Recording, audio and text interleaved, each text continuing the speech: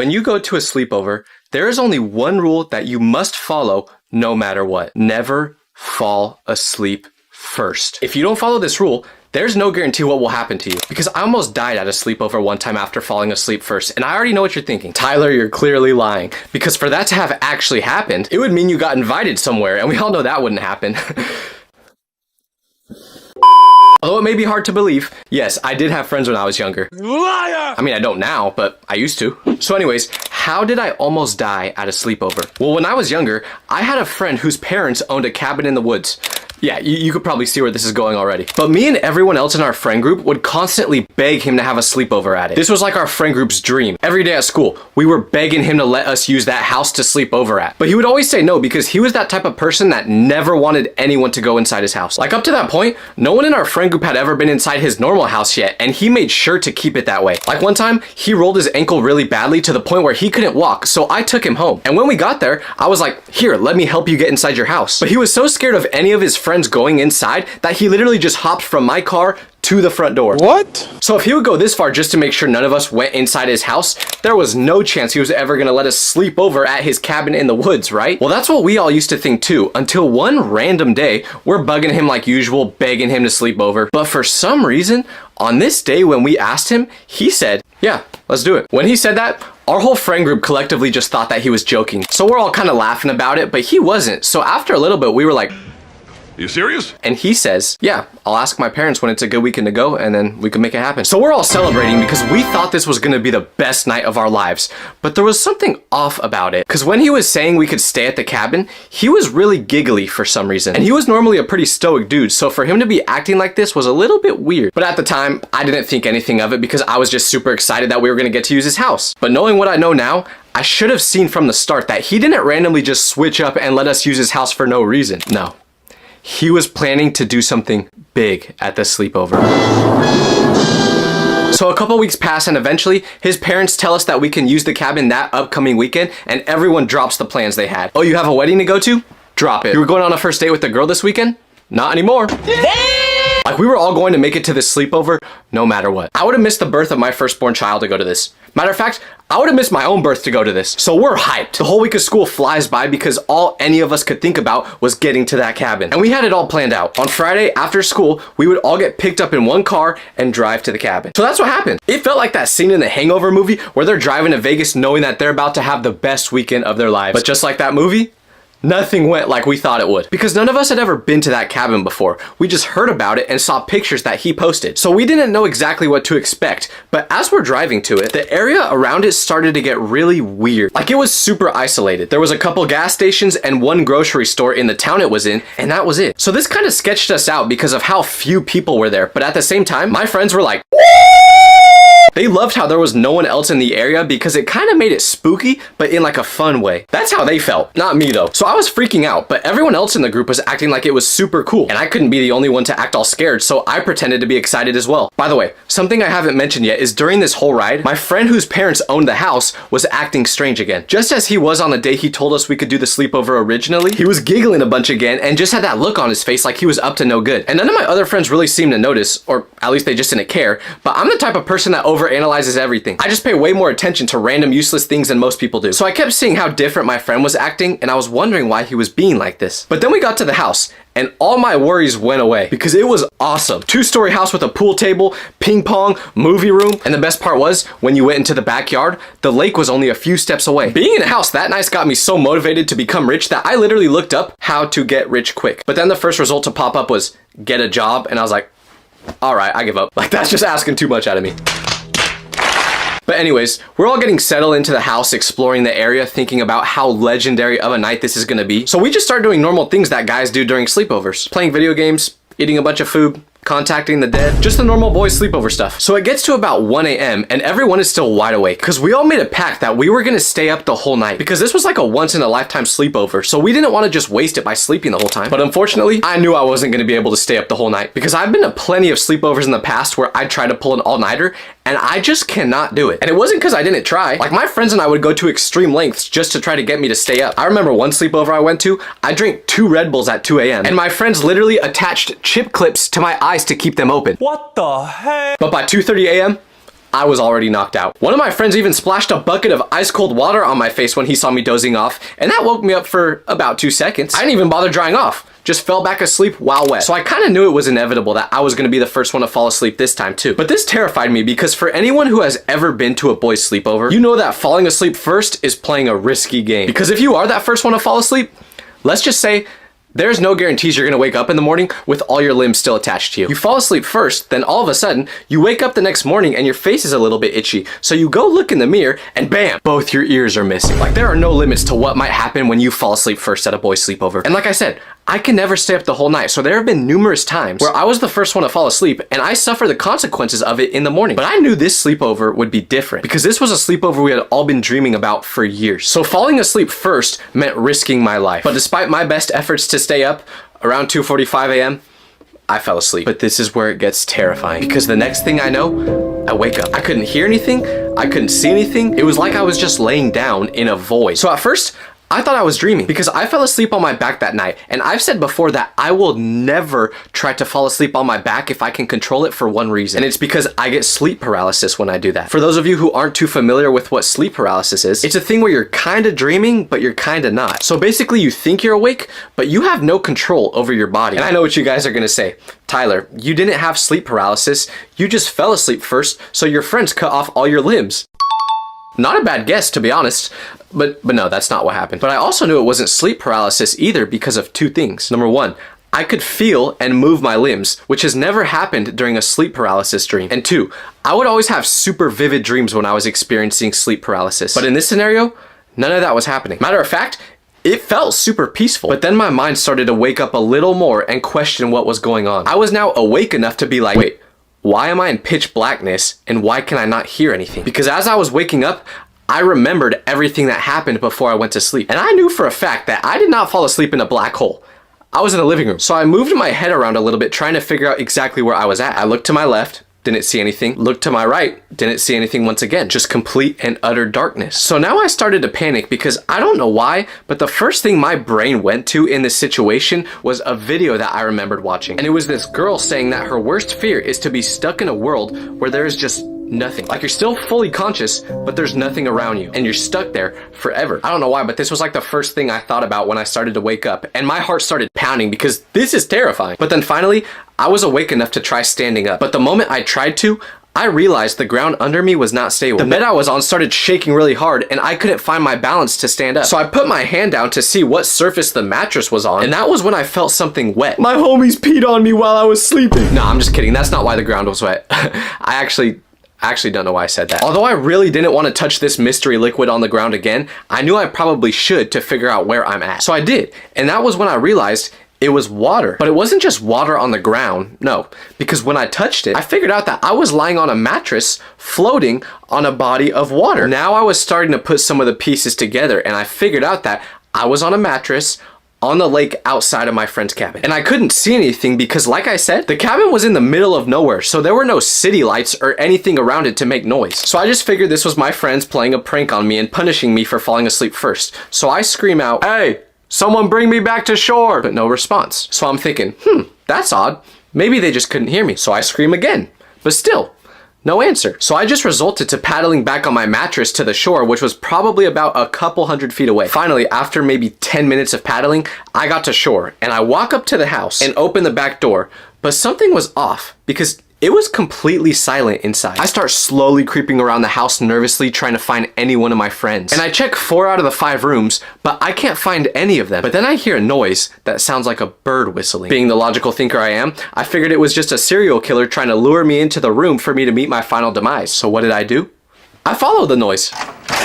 And I figured out it was coming from a room that had a door shut. So I go to that room, and after taking a big deep breath, I open the door. And what was inside? All my friends sleeping. There was like 5 rooms, but they all decided to sleep in the same one. But wait, if they're all sleeping, then how did I get into the lake? Well, I turn a light on because I want to see if they have the answer to that question. And they all slowly wake up, and looking like I just got done trying to be the next Michael Phelps, I ask them if they know why I was in the lake. And they all just look at my friend who owned the house and start laughing. I ask why they're all laughing, and that's when they told me that they put me on a mattress and pushed it out into the lake after I fell asleep. So I responded by saying, "What the hell is wrong with you people?"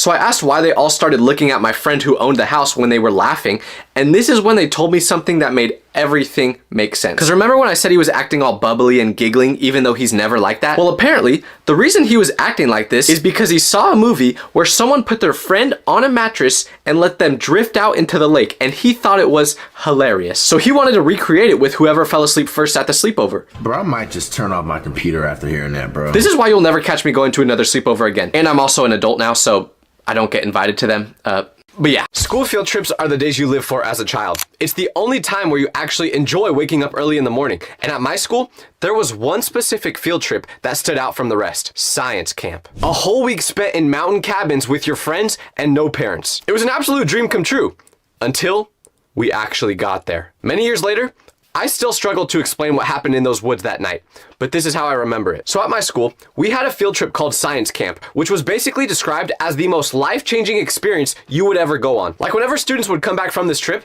they'd talk about it as if they just took a school bus to Mars. That's how much they hyped it up. Like it sounded something straight out of the Magic School Bus TV show. And you know what's crazy? The Magic School Bus could literally be anywhere right now. Like it could be inside your body.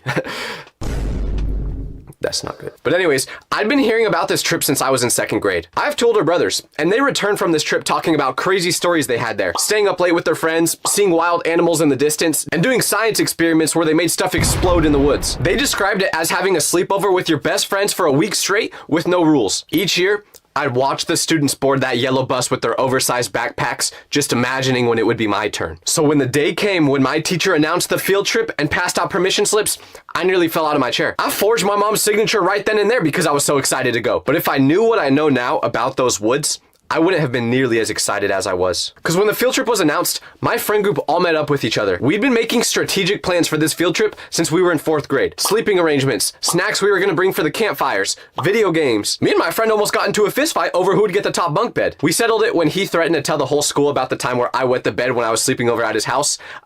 So he got the top bunk. The morning of the trip, I woke up at 4:30 a.m. out of excitement. Explain that to me, by the way. I feel like a zombie trying to wake up at 7 a.m. on most days, but all of a sudden, I can wake up at 4:30 a.m. all full of jolly and glee? I don't get it.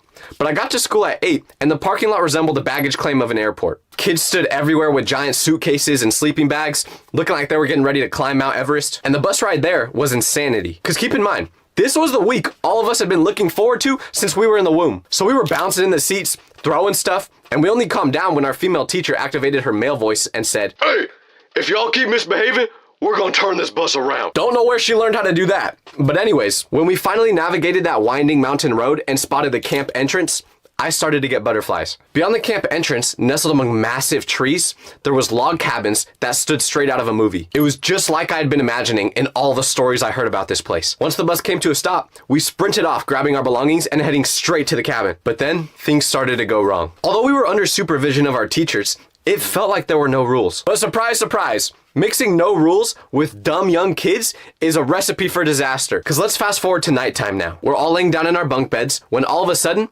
we hear our counselor start to snore. So we knew he was sleeping, which meant we could do something on our own now. And that's why we made a decision that seemed brilliant at the time, but would later make me terrified of the wilderness for the rest of my life. My friend whispered from the bunk across mine, "Guys, we should totally do something." It was barely past midnight, and there was absolutely zero chance that any of us were sleeping yet. We just spent the whole day getting oriented, learning camp rules, and setting up our cabins. But now, the real freedom began. 6 dumb young kids with no parents around.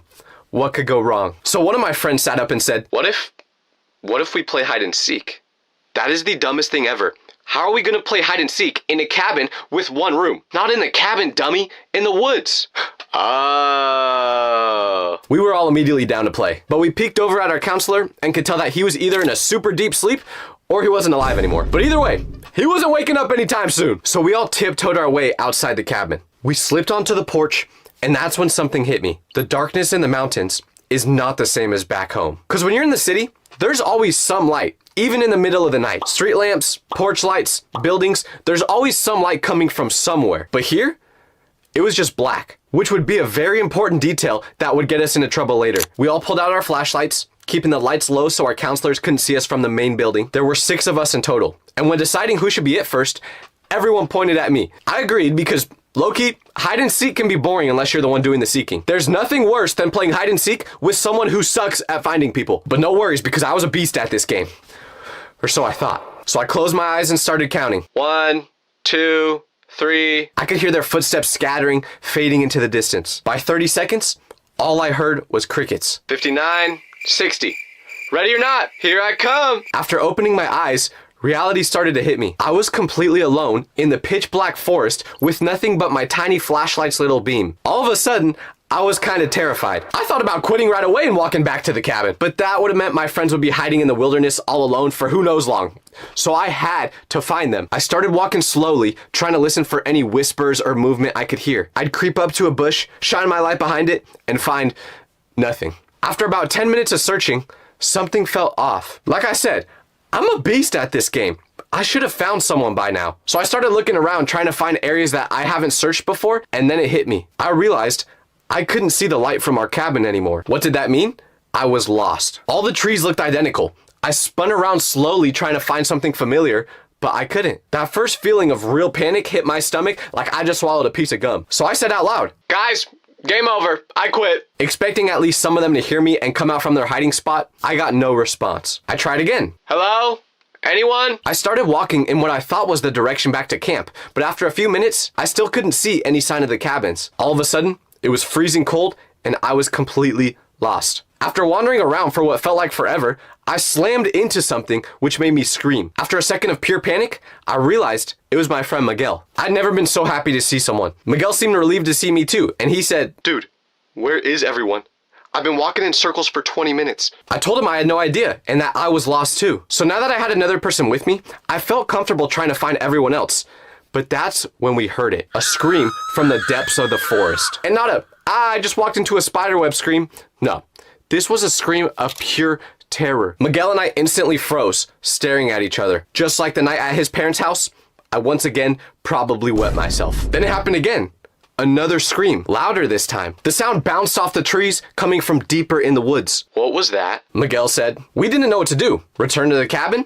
Which direction was that? Everything blended into endless trees and darkness. Try finding our possibly in trouble friends?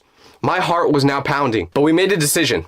We needed to find our friends, and we didn't know how to get back to the cabin anyway, so we would go towards the screams. Although we both agreed, if anything goes south, it's every man for himself. There was one more scream that happened right after this, which was the loudest of them all, so that guided us in the right direction. All those stories about what lurks in the darkness at night crept into my mind. Because it could have been anything. A crazy person. A bear. Guy Fieri. After going towards the screams for a couple minutes, my flashlight started to flicker. So I knew we didn't have long to figure out what was happening before I completely went dark. Now it wasn't just a worry about whatever was screaming in the darkness. It was a race against time. Dude, I think we should go back. I started to think that was the rational thing to do too. The only problem was, which direction was back? The trees all looked identical. Massive pines watching over us like giants. Watching two stupid kids who were about to come a precautionary tale for the next year's students. So we figured our best bet was to keep following the screams, because we knew that at least wherever they were coming from, there must have been people over there. The woods transformed into an endless maze, each path looking deceptively familiar, yet at the same time, completely foreign. It was so damn bad, I tried using the science lesson they taught us earlier about using the location of the moon to know where you're going. The only problem was, I didn't pay no attention during that presentation, so we just kept heading towards the screams. My decision to go commando and wear nothing but a t-shirt and basketball shorts to bed was now backfiring, because I was freezing. Then a scream echoed again, bouncing in between the trees, sounding like someone was in pure danger. But this time, the scream sounded a lot closer, which was both encouraging and terrifying. Maybe it's a mountain lion. My cousin's neighbor got attacked by one last year in Colorado, Miguel said, because apparently what I needed to imagine was a predator stalking us. I don't know how he possibly could have thought that would reassure me or make the situation better, but it didn't, because one, that definitely sounded like a human scream, and two, if it is a mountain lion, we're cooked. And three, what do you mean your cousin's neighbor got attacked by one last year? But anyways, just as we're about to give up hope for the 20th time and accept that we're toast, something caught my eye. About 50 yards ahead stood a shape that was definitely not natural to the forest. It almost looked like a cabin, but at the same time, it was way too oddly shaped to be that. Miguel, do you see that? He squinted and said, "See what? I can barely see you and you're right next to me. There's something over there. It looks man-made." The beam of my flashlight barely reached it, but was able to confirm that it wasn't just more trees, although we still couldn't tell what exactly it was. We approached it cautiously, each crunch of leaves beneath our feet sounding incredibly loud in the quietness. The shape became clearer.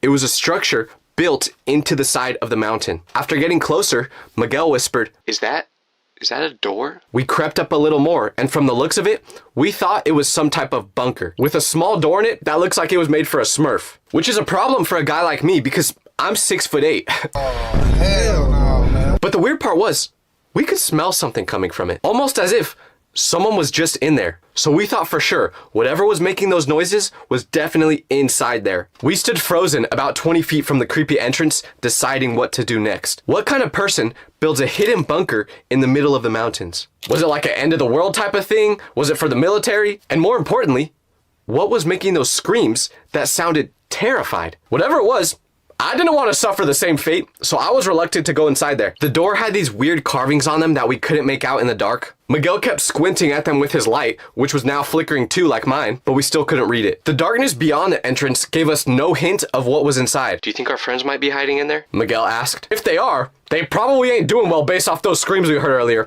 I can tell you that. And then we heard another sound, which confirmed something was in there. But this time, it wasn't a scream.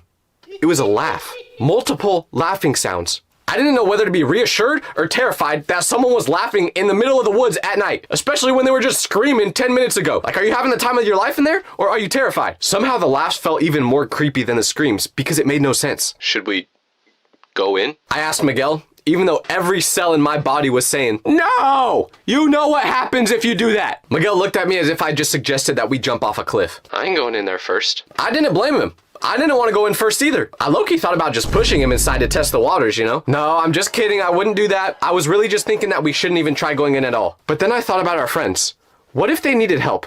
What kind of friends would we be if we just left them here in the middle of the night? It's time to be brave. So I decided to be brave and stay. And, I also had no idea how to get back to the cabin still, so this was our best chance at doing that. But yeah, mostly I was trying to get our friends back. Maybe we could just call out a noise, which is what Miguel suggested. And that seemed like a much better plan than my idea to sacrifice him by pushing him inside. We took a step closer, but not too close. Then Miguel said, Okay, do you want to make the noise or me? And I volunteered. So with my chest puffed out, in my most intimidating voice possible, I went, Hello? But my sound got no answer. As it goes back to complete silence, I hear, Hey!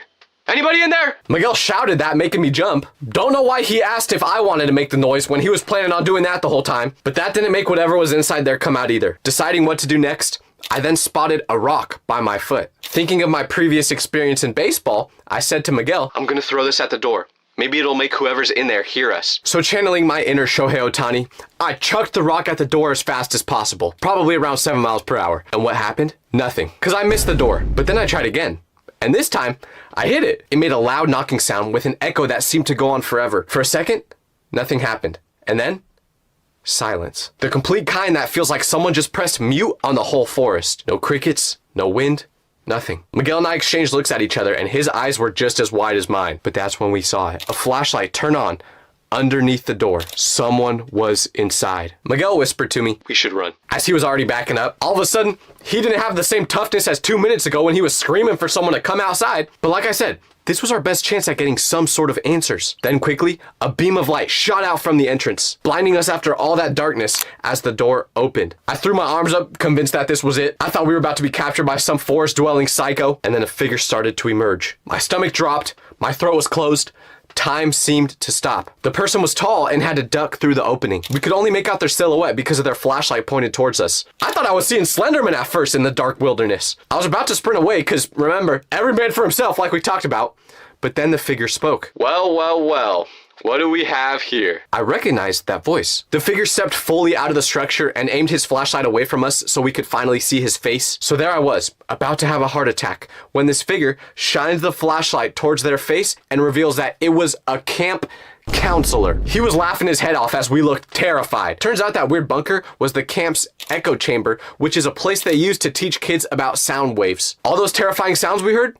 Just him messing around testing the acoustics of it before he took the students to the place tomorrow. We explained everything that was happening and told him that we were lost. Of course, he knew his way back to the cabins, which literally took 5 minutes. Apparently, we were just wandering in circles the whole time, terrified over absolutely nothing. But wait, there was still a problem. Because our friends were still out here somewhere, right? No! When the counselor took us back to our cabin, You know where they were? Laying down in bed. Me and Miguel were the only ones that were still outside. Apparently, they got scared and cold after about 5 minutes and just gave up and went back. I'm real glad they decided to tell me and Miguel about that. The counselor promised that he wouldn't tell any of the other counselors or teachers about what happened if we just promised to stay in our cabin the rest of the trip. We happily agreed. I didn't learn anything about science that trip, but I did learn a super valuable lesson about not playing hide and seek in the woods. Picture this.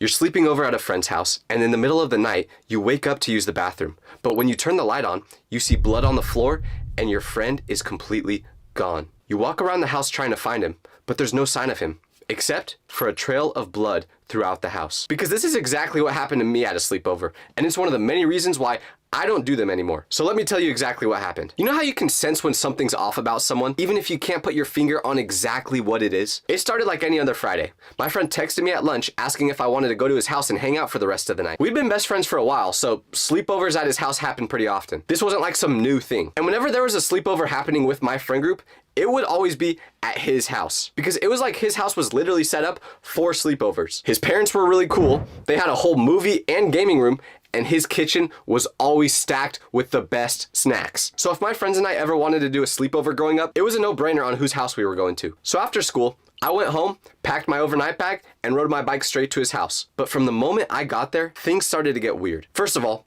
whenever we had sleepovers, there would usually be about 4 or 5 of us that were invited to go. So I just assumed that would be the case this time. But when I arrived, I was his only friend there. I asked if I just happened to be the first one to get there and if others would be coming soon, but he said, no. I just invited you. That was a little strange to me, considering that we had never had a sleepover, just us two together, but we were pretty close friends, so I didn't really pay it much mind. But then things started to not make sense, because as I'm putting my stuff down inside his house, making myself comfortable, something was off about him. He's normally this super energetic guy that's bouncing off the walls, yapping his face off about something funny that happened at school or one of his favorite sports teams. But this day, he had a really low energy. And that might not seem too abnormal, but for him, it was. Especially considering the fact that we were having a sleepover together. Because as every person knows, growing up, a sleepover is your Super Bowl. There is literally nothing you look forward to more as a child than going to your friend's house, pulling an all-nighter, and doing crazy stuff that you'll regret in the morning, like drinking a full bottle of soy sauce. Don't try that, by the way. My stomach has never been the same since I attempted it.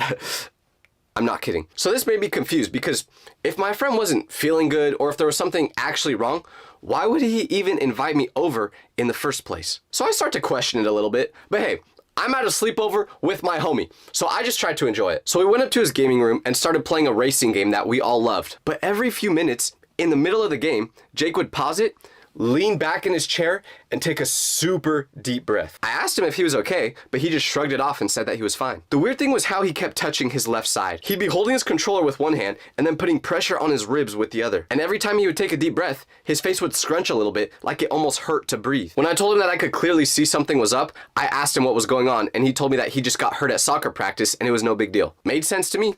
Jake was always getting injured playing soccer. Like, have you seen how crazy some of those slide tackles can be in that sport? So I wasn't surprised. But around 8, we ordered pizza. And this is when I really started to notice that something was off. Because Jake, similar to me, is a big back. So normally, he can scarf down a whole pizza just by himself. But this time, he pretty much left the whole pizza just for me to eat. And listen, I ain't gonna complain about getting more food, so I just shut up and started eating. As we were eating the pizza, we had a movie turned on. But the whole time we were watching it, Jake was just pacing around the movie room instead of sitting on the couch like I was. The whole night, it felt like he was super nervous about something that was about to happen, but he couldn't tell me what. I asked him probably 5 times about why he was acting so weird, but every time, he would just brush it off. During our normal sleepovers, we would usually knock out around 2 a.m., but by the time the clock struck midnight, he was already done. I was still watching a movie at that time, and then I randomly looked over at him, and suddenly, he was fully asleep. So I was kind of like, oh man, because I figured at this point, this wasn't going to be one of the nights where we do something crazy that we talk about for years to come. But little did I know just how wrong I was. Because this is where everything fell apart. Since my friend already fell asleep and I was the one at his house, this pretty much gave me one option, which was to go to bed like him. So that's what I did. But we were drinking soda and eating super late into the night. So around 3 a.m., I had to get up to use the bathroom. Now, we were in Jake's movie room when we fell asleep, but when I woke up, he wasn't there. My first assumption was that he must have woke up at a certain point and went to his own room so he could sleep in his own bed. But then I saw something that changed this theory. Because when I turned the light on to see where I'm going, that's when I noticed blood. And not just a little bit of blood, a lot of blood. And it was in the exact same spot where he fell asleep. Now, I knew something was wrong. So I run out of that room as fast as possible and into his room so he can offer an explanation as to what's going on. But when I get there, he's not in his bed. So now, in my head, it wasn't a question of, did something happen? It's a question of how bad. I went into his mom's room to tell her about the situation, but when I got in there, she was gone too. And after running around literally the whole house looking for either my friend or his mom, I realized I was alone. My brain was going a million miles per hour trying to figure this out. There was so many possibilities of what could have happened, but none of them made sense. Because this was literally at my friend's house. So if they just happened to leave, why would they leave me here alone? With that in mind, and the fact that there was a trail of blood going throughout the house, I knew that something bad went down. This left me with two options. I could either stay in the house where something clearly went wrong and just hope that Jake and his mom would get back soon from wherever they were at, if they were ever coming back, or I could grab my stuff and bike home in the middle of the night. Staying at the scene of a possible crime didn't seem like the right decision to me, so I went home. As I'm riding back, my mind kept jumping to the worst possible scenarios to explain the situation. What if someone broke into the house and hurt them? What if Jake was bleeding somewhere right now and needed my help? What if they got kidnapped? I kept feeling guilty for leaving, but I already checked every single room in there and there was no sign of either of them, so I didn't know what else to do. And biking home alone on empty streets at 3 in the morning did not make it any easier. Every car that drove by made me jump, thinking that possibly they were in there. The headlights would sweep across the sidewalk, and for a second, I would think that someone was following me. And there wasn't many streetlights in our neighborhood, so there would be long stretches where I was just completely riding in the dark. I kept looking over my shoulder as I was going, convinced that someone was behind me. My brain just wouldn't stop playing tricks on me. Because in my mind, there was no plausible explanation for what just happened. Especially considering the fact that I was still there, waking up in their house, alone. So the guilt was eating me alive every second. What kind of friend leaves when their best buddy might be in serious trouble and is literally bleeding? And I know what you're all thinking. Well, Tyler, why didn't you just try calling or texting him? That was my first thought. But I fell asleep while doom scrolling, so my phone was dead. I couldn't call or text anyone. When I finally turned onto the street my house was on, I almost started crying from relief. But getting home wouldn't make all the problems go away. I snuck in through the back door and went straight to my room, but there was no way I was falling asleep. I just laid in bed, staring at the ceiling, replaying every moment that just happened. Did I make the right choice? Was Jake okay? What was gonna happen when I tried contacting him in the morning? Eventually, I'm finally able to fall asleep that night. But when I woke up the next morning, things only got worse. Because the first thing I did after opening my eyes was grab my phone to text Jake. My hands were still shaky from the night before, and I'm typing out this message to see if he's okay. But when I hit send, my heart sunk. Because the message bubble then appeared on my screen. But instead of turning blue like it always does when I text Jake, because he has an iPhone, this time it was green. And for those of you who don't have iPhones, losers, blue messages mean that their phone is connected to the internet. Green messages mean their phone is either off, dead, or they don't have service. And let me just tell you, Jake's phone is never off. This guy sleeps with his phone charging right next to his pillow. He is chronically online. That's probably why we were such good friends. So I've never texted him before and got a response with a green text. Which meant, when I saw it pop up in that color, I started to think the worst. I tried sending another text, thinking that maybe it was just a glitch or something, but nope, green again. So I tried calling him, but what happened? It went straight to voicemail. The green messages felt like another piece of evidence that something terrible had to have happened last night. By this point, my hands couldn't stop shaking. The worst part was not knowing anything. Jake and his mom disappeared last night without a trace, and I had no idea what was going on. There was no rational explanation. I tried looking at Jake's social media to see if maybe he posted something, but he hadn't posted since the day before. And just to give you guys some context, Jake is literally one of those guys that will post anything on his story. This man could be preparing to take a dump on the toilet and he will literally post about it. So the silence on his social media was another bad sign. It was literally like him and his mom just disappeared overnight. So knowing that I just couldn't let this situation go, I knew once again I had two options. Number one, call the police, tell them everything I know. Didn't seem like a bad idea, but what did I really know? Before knowing any further details, I wasn't really trying to do that.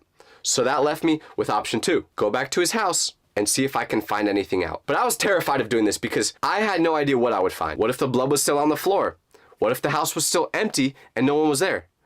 Or worse, what if someone was there? My imagination was running wild with horrible possibilities, and each one seemed way more likely than just a simple explanation. But one thing that made this whole situation even more stressful was the fact that if this was actually a crime scene and something bad happened here, I was the last one seen at the property. And even though I had no idea what happened, I've seen a couple TV shows before. I know that nothing good can happen when you're the last one seen at a crime scene. All of these thoughts were stressing me out to the point where I knew I just needed to find some answers now, no matter how scary it was going to be. The guilt of leaving him the night before was already killing me, and who knew if I was going to be getting into legal questioning for what happened.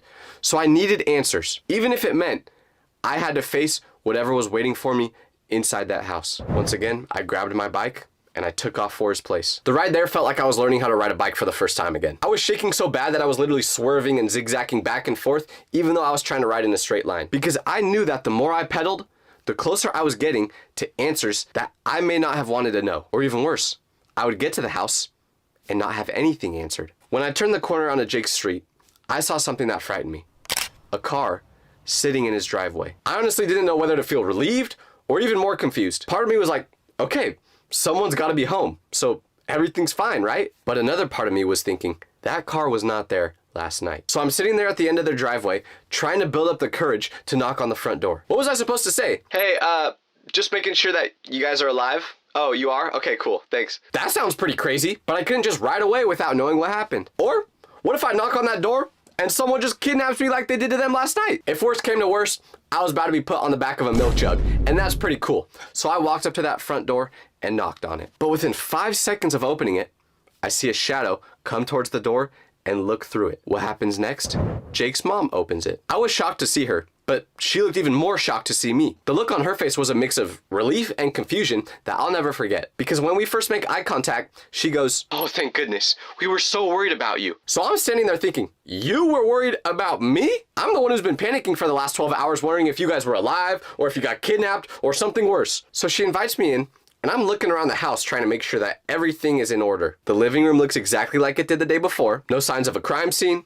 No police tape, nothing that would explain the horror movie that I just lived through the night before. But then I'm thinking about that blood in the hallway.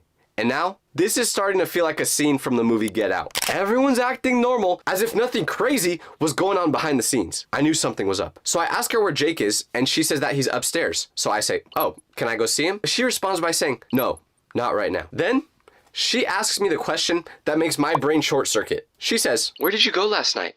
We looked for you for a while, but you were completely gone." So now I'm just thinking this is one big inside joke that I must not be in on, because I was the one looking for you. But because we both seemed confused, I explained to her what happened that night from my perspective. The blood on the floor, waking up to find everyone gone, searching the whole house, walking home in the dark. I told her about the green text messages and how scared I was that something horrible must have happened. And she's listening to all this with her eyes getting wider and wider. And now I can tell she's realizing how bad she just messed up last night. Because this is when she explained what actually happened. Remember how I said Jake was touching his side all night and wincing? Turns out he got stitches a couple days before that. But Tyler, why would he hide this from you instead of just saying it when you got there? Good question, person in my imagination.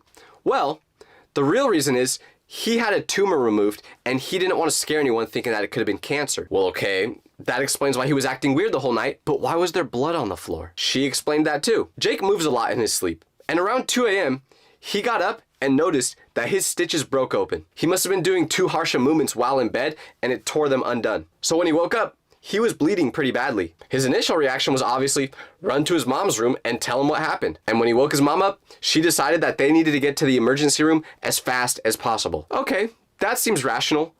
But why would they leave me at the house alone? Well, Jake's mom said they figured it would be a quick trip to get him restitched. And when they saw me sleeping, they figured it would just be better to leave me alone and not wake me up. I was still sleeping on Jake's couch, and they thought they would get back before I even noticed anything. They weren't planning for me to wake up at 3 a.m. Jake literally left a trail of blood throughout the hallway and throughout the house that made it look like someone died if you didn't have any context. Now for the next explanation. Why was Jake's text messages turning green? Well, obviously, when his stitches broke, his phone wasn't the first thing on his mind, which, honestly, if that happened to me, I probably would have got a couple scrolls in before I tried fixing it. But for a normal person, he wasn't thinking about this. And his phone died the night before, so he never charged it. That's why all the messages were going green. That's why my calls went straight to voicemail. He had no way to contact me even if he wanted to. His mom didn't have my number, and Jake didn't know mine by heart, so there was no way for them to get to me. And why wouldn't Jake's mom let me see him in the morning? Well, obviously, he had a long night, so he was up there sleeping and she didn't want to wake him up. Jake's mom kept apologizing to me, saying how traumatized I must have been from the experience, and yeah, I was, but it's not her fault. And it's times like this where I remember just exactly why I never leave the house. You might think sleep paralysis is simply a bad dream, and I used to believe that too, but everything changed when I experienced it for myself, and something that no scientific explanation could explain happened. Because the things I saw during sleep paralysis didn't just stay in my dreams, they followed me to my real life. So let's start from the beginning. It started about 2 years ago, and there I was, super excited about moving out of my parents' house for the first time. I was heading to college, and I was finally gonna get my first experience of independence. But I shouldn't have been so excited, because the place I was moving into for college raised some red flags immediately. Like, the landlord for this place was a guy named Mr. Peterson, who always seemed paranoid. Whenever you would talk to him, he'd be looking around as if he was trying to keep an eye out for someone. And when I asked about the previous tenants at the place, he quickly changed the subject. But the biggest red flag should have been when I saw these weird headstones poking out of the yard right outside the building. Because I asked the landlord what they were, and he just told me they were some old statues that got worn down over time, but that was far from the truth. And if I knew what those statues really were from the beginning, I never would have moved in. The first night I slept there was actually pretty normal. I slept like a baby, which started to make me feel confident that I moved into the right place. No weird noises, no cold spots, no mysterious figures, just me snoring in my new bedroom. But things started getting a little weird when I was unpacking the kitchen, because I found this dusty black and white photo in the back of a drawer. It showed the land where my apartment now stood, but instead of a building, there was like a memorial site with flowers on it. I couldn't really depict exactly what it was though, so I thought it was interesting, but I didn't pay much mind at the time. A few days after moving in, I met my neighbor, an old lady named Mrs. Kang. We made some small talk about the building, and then she said something that stuck with me. When living here, just remember to respect the history of the land and you'll be fine. When I asked what she meant by that, she just smiled and said that she needed to go do her laundry. A little weird, but I just figured it was one of those cryptic things that old people say when they don't make any sense. Like, you ever walked by an older person and they're just mumbling, so you can't tell if they're sneak dissing you or not? That's kind of what it felt like. About a week into living there, I started noticing small, strange things. Like how the temperature would drop in the corner of my living room,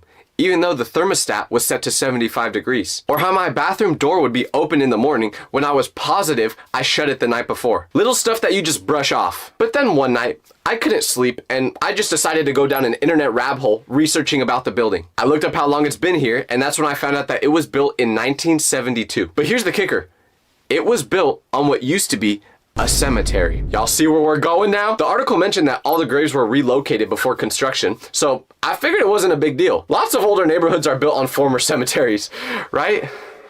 Now, I don't know what they do with the bodies, but I'm sure it's okay. At the time, I actually thought it was kind of cool in a morbid way because I love spooky stuff. But then the night came where everything changed. A couple weeks after moving in, I've been sleeping pretty good every night up until this day. Because on this particular night, I went to bed like usual, but around 3 a.m., I suddenly woke up. My eyes opened, but that was it. The rest of my body just wouldn't move. At first, I thought I was still dreaming or something, so I tried to lift my arm, but it just wouldn't happen. I tried to sit up, but I couldn't. I was completely frozen. It was as if someone poured concrete on my whole body while I was sleeping. The only thing I could move were my eyes, which made it even more terrifying because of what I saw in my surroundings. I started panicking, trying to scream, but my mouth wouldn't open. And then I felt this pressure in my chest, almost as if someone was sitting on top of me. It got harder and harder to breathe, and I remember thinking, I can't die like this.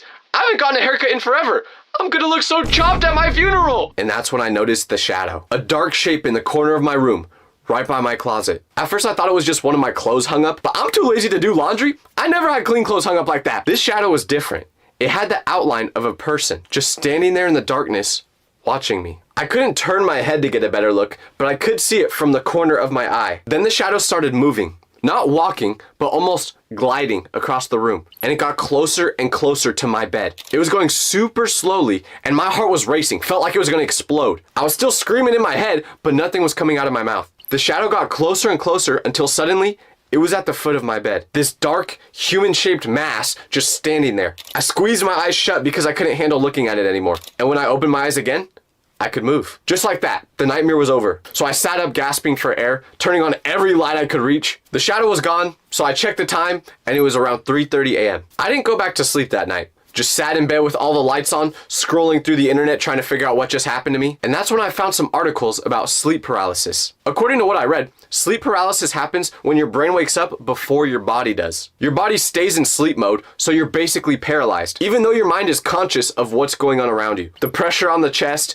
the feeling of being watched, even the shadowy figures that I saw, all symptoms of sleep paralysis. So I was sure this is what I was going through, but little did I know, it was so much worse than just sleep paralysis. Instead, it was something way more real. I texted my friend that I knew has had sleep paralysis before, telling them about my experience, and they replied back saying, it happens more often when you're stressed or in a new environment. So that totally made sense to me because I just moved in the week before. He reassured me that the dreams would go away once I got comfortable in the place, but that did not happen. At the time, I just felt so much better knowing that there was a logical explanation for what was going on. It wasn't ghosts or anything, just my brain being stressed about living in a new place for the first time on my own. I wish that logical explanation was what really happened though. If only I'd known that this was just the beginning and it would get much, much worse. I thought I was in the clear after that first night. I had 3 whole days after this where I slept without having any problems. No weird shadows, no feeling trapped in my body, nothing. I really actually started to believe that it was just stress from moving into a new place. Then it happened again, but this time way worse. I woke up around the same time, 3 a.m., completely frozen, just as I was before. But when I looked towards my closet this time, it wasn't just a shadowy figure. Now, there was a man standing in front of my bed. I could see him more clearly now than the first time I experienced this. He was wearing some sort of old military uniform with that high collar and a button-up jacket. It looked straight out of something like World War I. His face wasn't totally clear to me, kind of blurry around the edges, but I could see his expression. And he looked angry. Not just regular angry, but like hateful, as if it was directed towards me. His eyes were locked on mine with intense stares that made my skin crawl. But after having the previous experience, when this was happening, I would just keep telling myself, it's just sleep paralysis, it's just sleep paralysis, it's just sleep paralysis. But this felt different from the first time. I'm confident I could hear him breathing. I didn't hear noises during that first experience, so I didn't know if this was supposed to be a part of it. He had super heavy breaths, as if he used to be a smoker in his past life, and he just stood there over me for what felt like forever. After a while, everything went black. And then when I woke up for real, it was finally morning time. The first thing I noticed after waking up was a picture I had hung up was crooked. I figured I must have just done that in my sleep, but wanting to see what that looked like, I decided I was gonna start recording myself when I went to bed. I wanted to encapsulate these sleep paralysis experiences to see what it looked like. So I set up my phone on my dresser, pointing towards my bed, and hit record when I went to sleep. I figured if I could prove to myself that nothing was actually happening, my brain would calm down and stop the hallucinations. At night, I had the sleep paralysis experience again. But the next morning when I checked the footage, there was nothing. Just me sleep talking. I started recording every night, waiting to find something, but it never happened. My sleep was getting worse and worse, and I'd wake up feeling like I didn't get any sleep at all. I was now falling asleep in class, having more dark circles under my eyes than I already have. The military man started showing up every night in these sleep paralysis nightmares, and each time he got clearer and clearer. As every night went on, I could start to see more details in what he was wearing. Medals on his chest, a big mustache, and a horrible looking wound on his neck that looked raw and wet, as if something happened to him on the battlefield. After almost 2 weeks straight of this, I couldn't take it anymore. I grabbed my mattress and dragged it into the living room. From the stuff I read, I figured that maybe it was something about that room in particular that was causing me to have these hallucinations. Maybe the paint fumes or some kind of mold was triggering this in my brain. I was really hoping this would fix it. That night, I slept on the mattress in my living room with all the lights on. I even took the NyQuil that my doctor recommended to help me get better sleep. I was so confident that changing rooms would help. I really thought it would fix it. But I had no idea that what would happen next would make everything else feel like a pleasant dream in comparison. Because this trick didn't work. I had the same nightmare. So after this, I was out of ideas and I was a complete mess. I looked like someone who hadn't slept in a month, probably because I didn't, and my friend noticed right away when one night we went out to dinner. He took one look at me and was like, "Whoa, you look terrible. What's going on?" "Oh, I got Botox, you couldn't tell?" No, I didn't say that. But everyone who does get Botox usually does look terrible, so I don't really get why they do it. But that has nothing to do with the video. I wanted to tell my friend everything about the military man in my dreams, but I knew it would sound so stupid. So I just told him I was having trouble adjusting to living on my own, and I had insomnia. So he proposed the idea to sleep over at my place that night, and saying that it would maybe help me sleep better. Now, I don't know if he just wanted to do that because he was a good friend, or if it's because his roommate would always make their apartment smell like a nuclear waste site. But either way, I felt super relieved. I'd been stuck with these hallucinations for weeks, and the idea of just having a friend with me in that apartment made me feel so much safer. He came over that night, and we just chilled and watched movies. Unfortunately, he wanted to watch horror.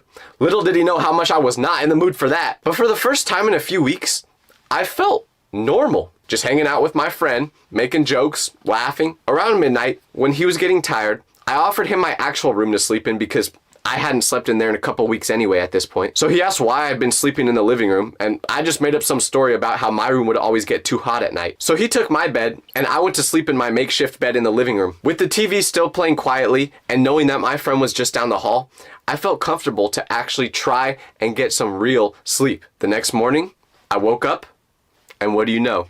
I had no sleep paralysis that night. I thought I found the cure.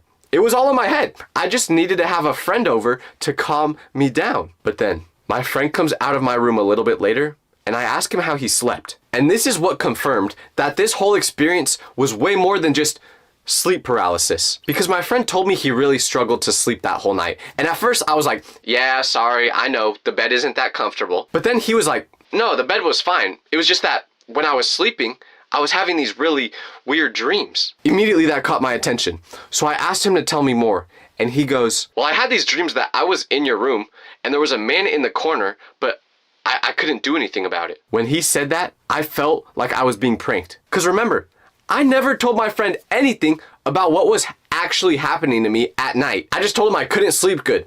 Nothing else. So he had no way of knowing what I was experiencing. I decided to not tell him anything at all about what I was going through at night because I couldn't think of a rational way to say it without sounding crazy, especially since he just experienced the exact same thing. Because I knew this wasn't just in my head anymore. Either we were both randomly having super similar hallucinations or something was going on inside that building. Something real. So I decided it was time to figure out who this military man was and what this all meant. The next morning, I looked up the history of military in the area I was now living in to see if there were any ties it could have had to my apartment. I didn't really know exactly what I was looking for. I ain't no mystery solver like Scooby-Doo. I was just kind of throwing stuff at the dartboard and seeing what stuck. But that was when I discovered that a big part of the Civil War was fought in the city I was in. That was interesting to me, but it still didn't put any of the clues together. When I found out this information about the war, I decided to ask my history professor about it to see if he could give me more details. And he's yapping to me about it, but there's one thing he said that really caught my attention.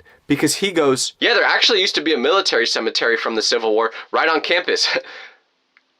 What? Then he told me that unfortunately, they tore those cemeteries down recently and built apartments over it. So that's when I told him that my apartment building was built on a cemetery. And when I told him the address, he confirmed that was the cemetery he was talking about. Then he told me that when they built this apartment complex, they were supposed to relocate all the remains, but from what he heard, and he didn't have any way to back this up, but this is what he heard. Apparently, they had a problem.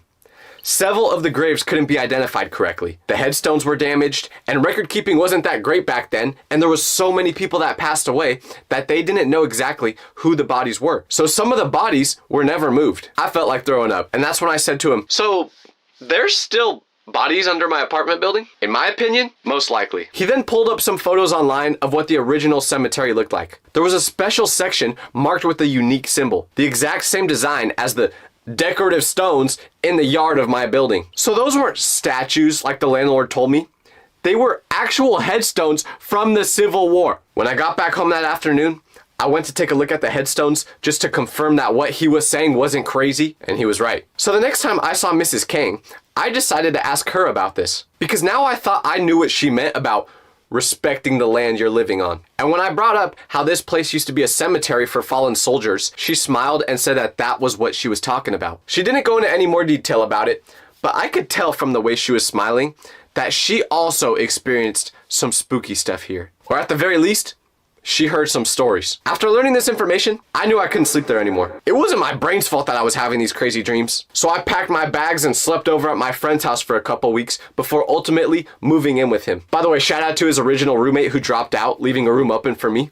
I appreciate you, bro. Once I moved into their place, the sleep paralysis nightmares completely stopped. Never had another one. So listen, I don't know how to explain what happened while I was living there. Honestly speaking, I do probably think that it was just sleep paralysis because it got better when I changed environments. But with all the coincidence that occurred while I was living there and my friend experiencing almost the same thing, I'll never know for sure. If you're a doctor or psychologist and can actually explain the psychology behind this, please let me know. But the one thing I do know is that you never want to disrespect the dead. Imagine you were camping in the woods and in the middle of the night, a loud scream roars throughout the forest. You instantly wake up, feeling terrified. And you look over at your friend to see if he heard the scream too. But when you peek over at their sleeping bag, you notice they're gone. You quickly get out of the tent to look for them when suddenly you see their phone on the ground. And on that phone is a blurry picture of the woods with a stranger's face in it. And that's when you realize something serious just happened. Because this is how a camping trip with my friends went one time. And I'm gonna tell you exactly how it started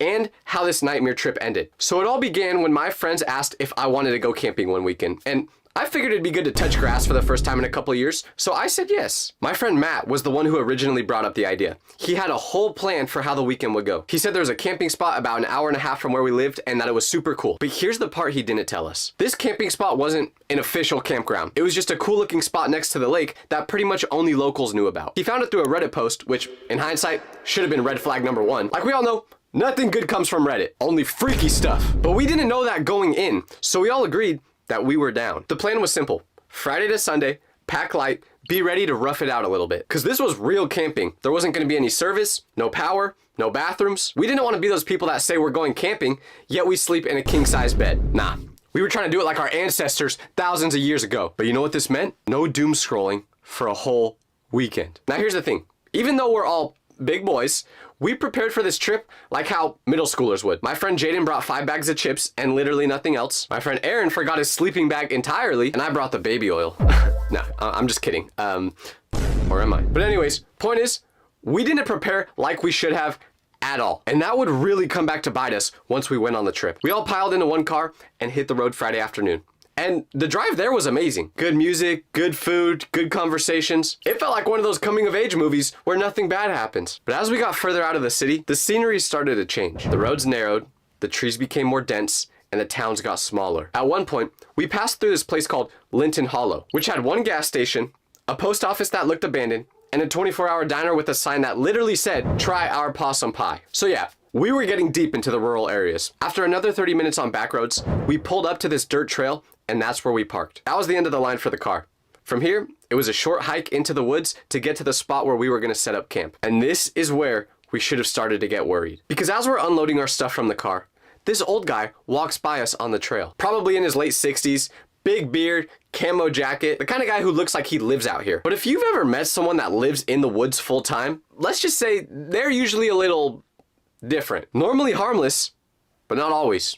And in this case in particular, he was far from harmless. He gives us a glance, not unfriendly, but not very warm either. Then he nods and says, "Y'all heading in?" We nod back and tell him, yeah, we're just here for the weekend. This guy pauses, looks out towards the woods, and then says, "Well, y'all be careful out there.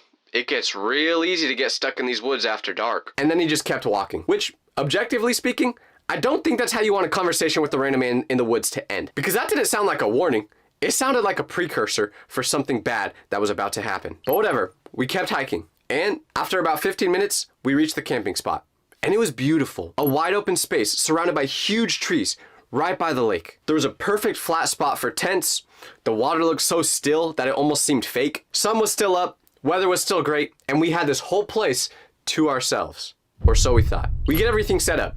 Tents pitched, firewood gathered. But as we're doing all this, we hear a voice from behind us. "Looks like you boys got the whole place to yourselves, huh?" We all whip around, and it's the same guy from before. Camo jacket, big beard, same thick accent, just standing a few feet from the edge of the trees as if he had been watching us for who knows how long. And remember, it took us about 15 minutes to walk from the car to get to the location we were camping at. So the odds of him randomly being in this same area were incredibly low. But we brushed it off and just played it cool. One of my friends just kind of laughed nervously and said, "Yeah, looks like we do got the whole place to ourselves." The guy just smiles and goes, "That's good.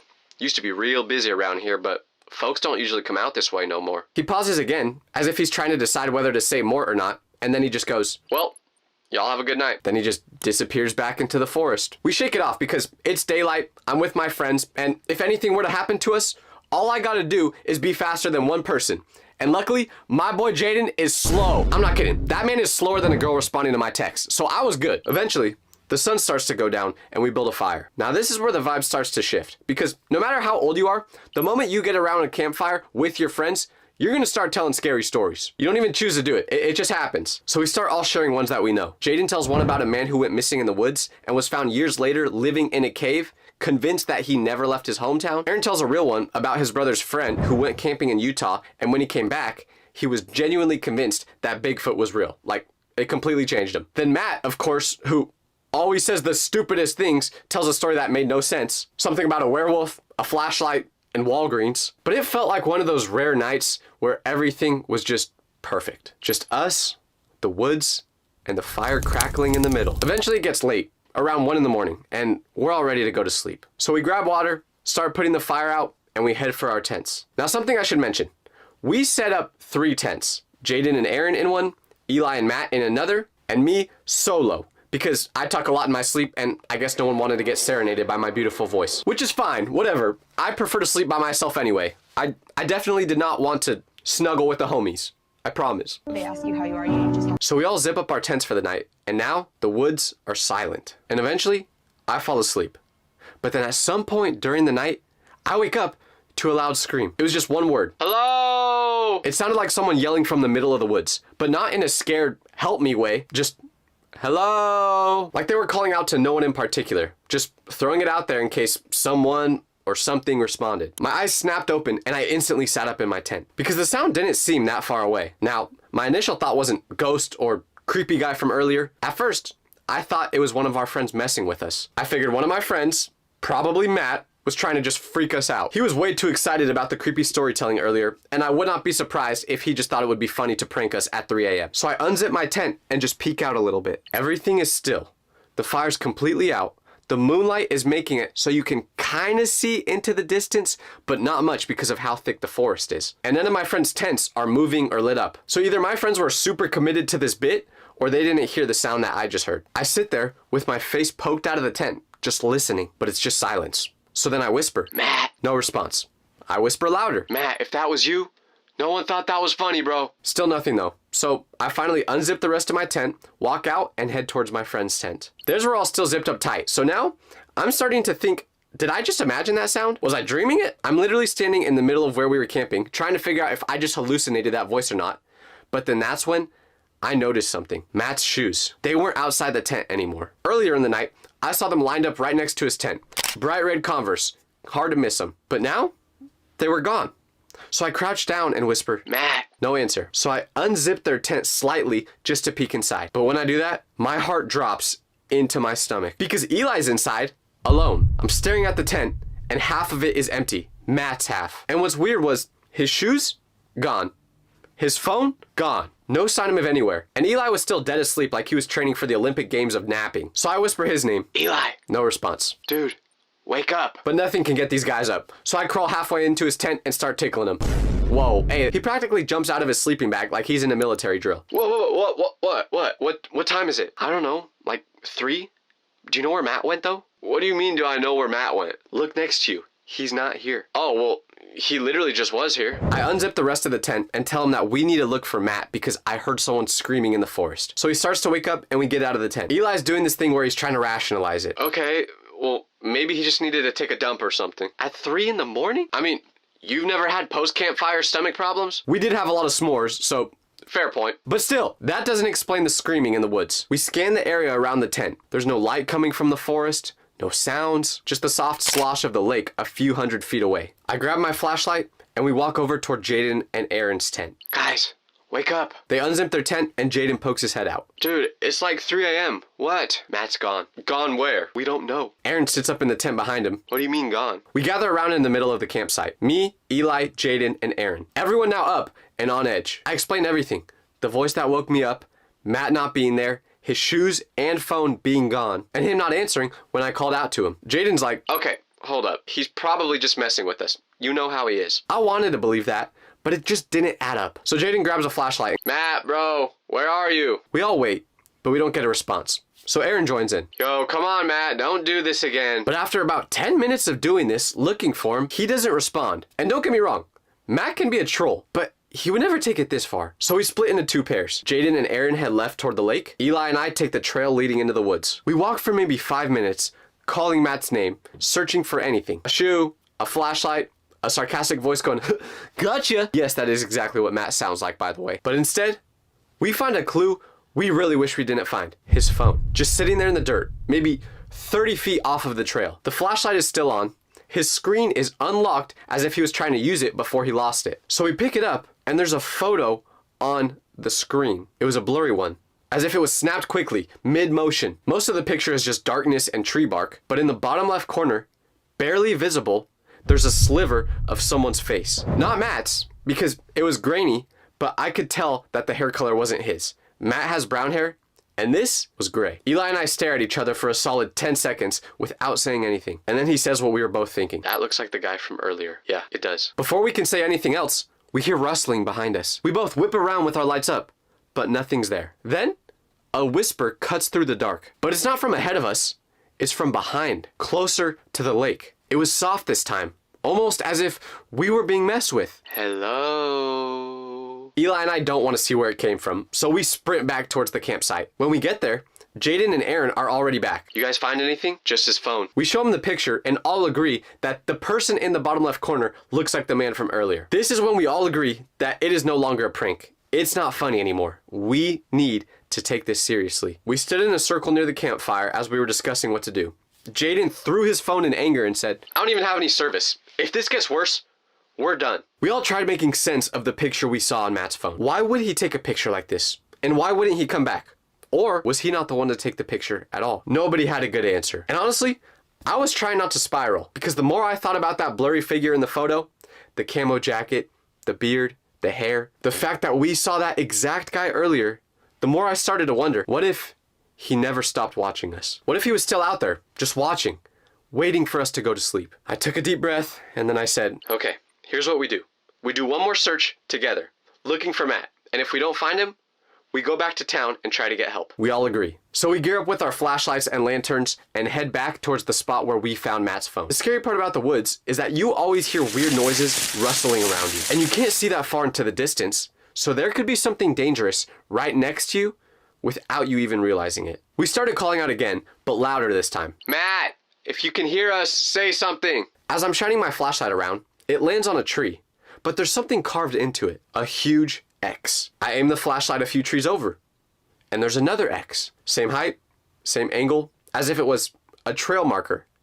But for what? Aaron whispers, okay, does anyone else feel like it's a bad idea to follow these X's? But this is our best lead, so we ignore them and keep walking to the next one. We find a third X carved into a tree, and right at the base of that one, under a couple of leaves, what do we see? A sock. A single, damp sock. We all freeze trying to figure out if that could be Matt's sock, because it was still kind of white, so it didn't look like it had been there for long. Aaron backs up a step and goes, okay, this is getting out of hand now. We need to go back and get help. We turn around to retrace our steps, but something's wrong, because as we're walking back in the direction we're supposed to go, that's when we see smoke. So we head towards the smoke, and maybe a few hundred feet away, we see a cabin in the middle of the woods, alone. That's never led to something bad before, right? Smoke is drifting from the chimney of it, and when we see it for the first time, we're all thinking the same thing. Matt might be inside there. Everyone's looking at each other, trying to decide which type of regret they'd rather have. Walking into danger, or walking away from a friend. Finally, Jaden sighs and goes, okay, let's check. We have to check the house. So we creep towards the door,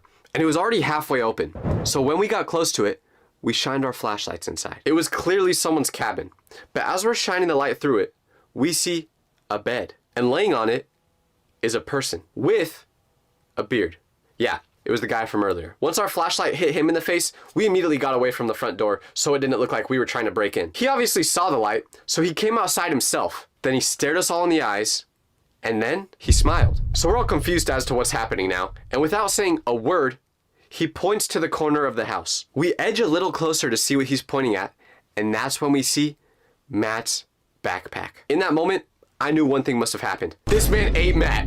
Nah, I'm just kidding. But we did ask him where Matt was, and he told us to come inside. Against our best judgment, we did. And fully asleep, laying on his couch, was no other than Matt. We woke him up as fast as possible, and this is how he reacted. What are you guys freaking out about? Dude, why are you here? What happened? Oh, I got lost in the woods trying to find a good place to poop, and when I screamed out seeing if anyone could hear me, this man got to me. Luckily, he took me into his cabin and said I could stay here for the rest of the night until it was light outside so I could find my way back to you guys in the morning. Apparently, this mysterious forest man was just being a nice civilian and giving our friend a place to sleep because he was lost. But also, remember how I said he followed us about 15 minutes into the woods that day? Yeah, well, it turns out that guy owned about 50 acres of land in that forest. So we were technically trespassing onto his property in the camping spot we were at. So he was just watching us to make sure we weren't doing anything bad since we were on his property. But knowing that we were trespassing on his property, he never even kicked us out. He just wanted to make sure that we didn't do anything bad. So if you guys see a creepy looking man in the middle of the forest,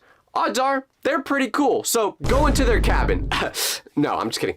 Don't do that. If there is one thing you should know about sleepovers with your friends, it's that when you fall asleep, anything can happen. And I mean anything. And I'm gonna tell you about a sleepover I had that went way too far. But to understand how we got to this night, I have to rewind a little bit. So a couple months prior to this evening, my friends and I had a sleepover at a guy named Randy's cabin. Now, if you've ever watched this video, you know all about that night. But let me summarize it real quick. My friends and I all went to Randy's cabin to have a sleepover, and the night started out normal with us doing the usual sleepover things. But unfortunately, I made the #1 biggest mistake you can't do at a sleepover. I fell asleep first. And because I was the first one to fall asleep, my friends decided to prank me by moving the mattress I was laying on onto the lake right outside the cabin. So I woke up literally in the middle of the lake, having no idea where I was, thinking this was a nightmare. Like it was genuinely one of the most horrifying nights of my life. And who was the person who orchestrated this whole prank on me? Randy. I laughed it off in the moment when it happened, but deep down, I knew I needed to get Randy back. I needed to get revenge. But I didn't know how I was gonna do this at first because he pranked me in such a big way, I had to get him back even bigger. So fast forward after a few weeks of me brainstorming the perfect payback, when finally it hit me. I had the perfect revenge plan on him. So I sent my whole friend group a text. Sleepover at my place Friday? They all replied instantly. Say less. I'm in. And then the man himself, Randy, texted, bet. Just don't fall asleep first again, Tyler. Ha ha ha. I stared at that message for a long time because what Randy didn't know is I was gonna be the one laughing this time. Or at least so I thought. So what was my perfect revenge plan for this sleepover? Well, you'll find out very soon. But let's just say it involved me buying a realistic fake human leg. It wasn't some goofy Halloween gag leg. No, this thing had a knee, veins, skin tone, toes, and even a little bit of fake hair. Like if you walked into a room and saw this thing sticking out from under a blanket, you wouldn't think, oh, that's a prop. My plan was simple. Step 1, wait for Randy to fall asleep. Step 2, slide the fake leg next to his real one under the blanket. Step 3, make it look like it's his actual leg. Step 4, wake him up just enough so he's aware of what's happening. Step 5, smash the fake leg with a sledgehammer the second he opens his eyes. And step 6, make him think we just broke his leg. Physically, he'd be fine, but mentally, that's where I was really trying to get payback. But little did I know, this prank would backfire on me horribly, and in a way you would never guess. So Friday night comes around, and all the boys are arriving to my place one by one. Jake shows up first, because he always does. This man treats the time I tell him to arrive at a sleepover like a doctor's appointment. He is not getting there late. He walks in, opens my fridge immediately, and goes, yo, what you got in here? Nada.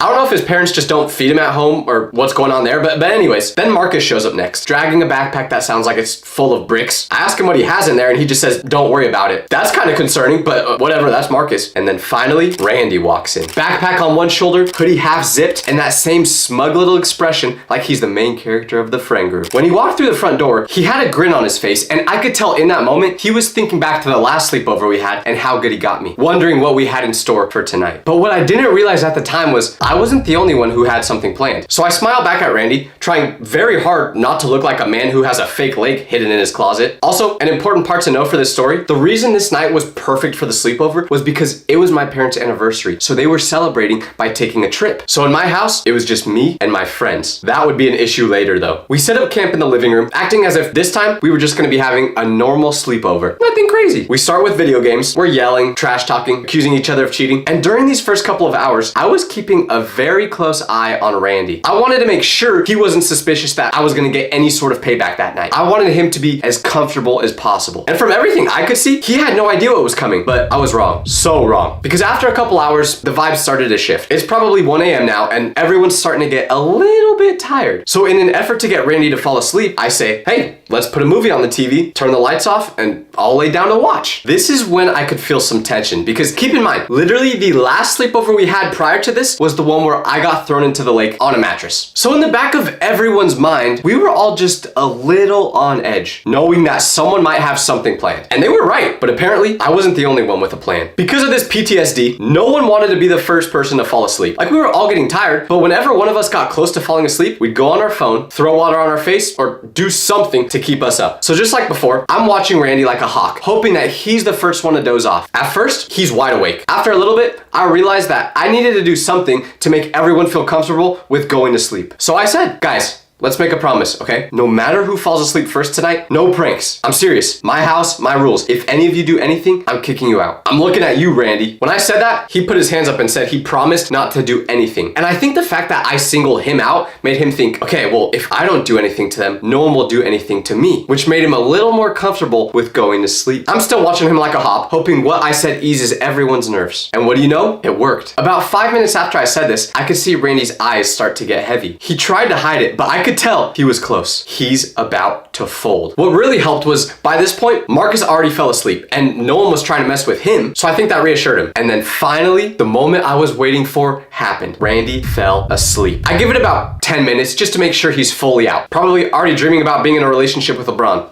Or is that just me? Okay.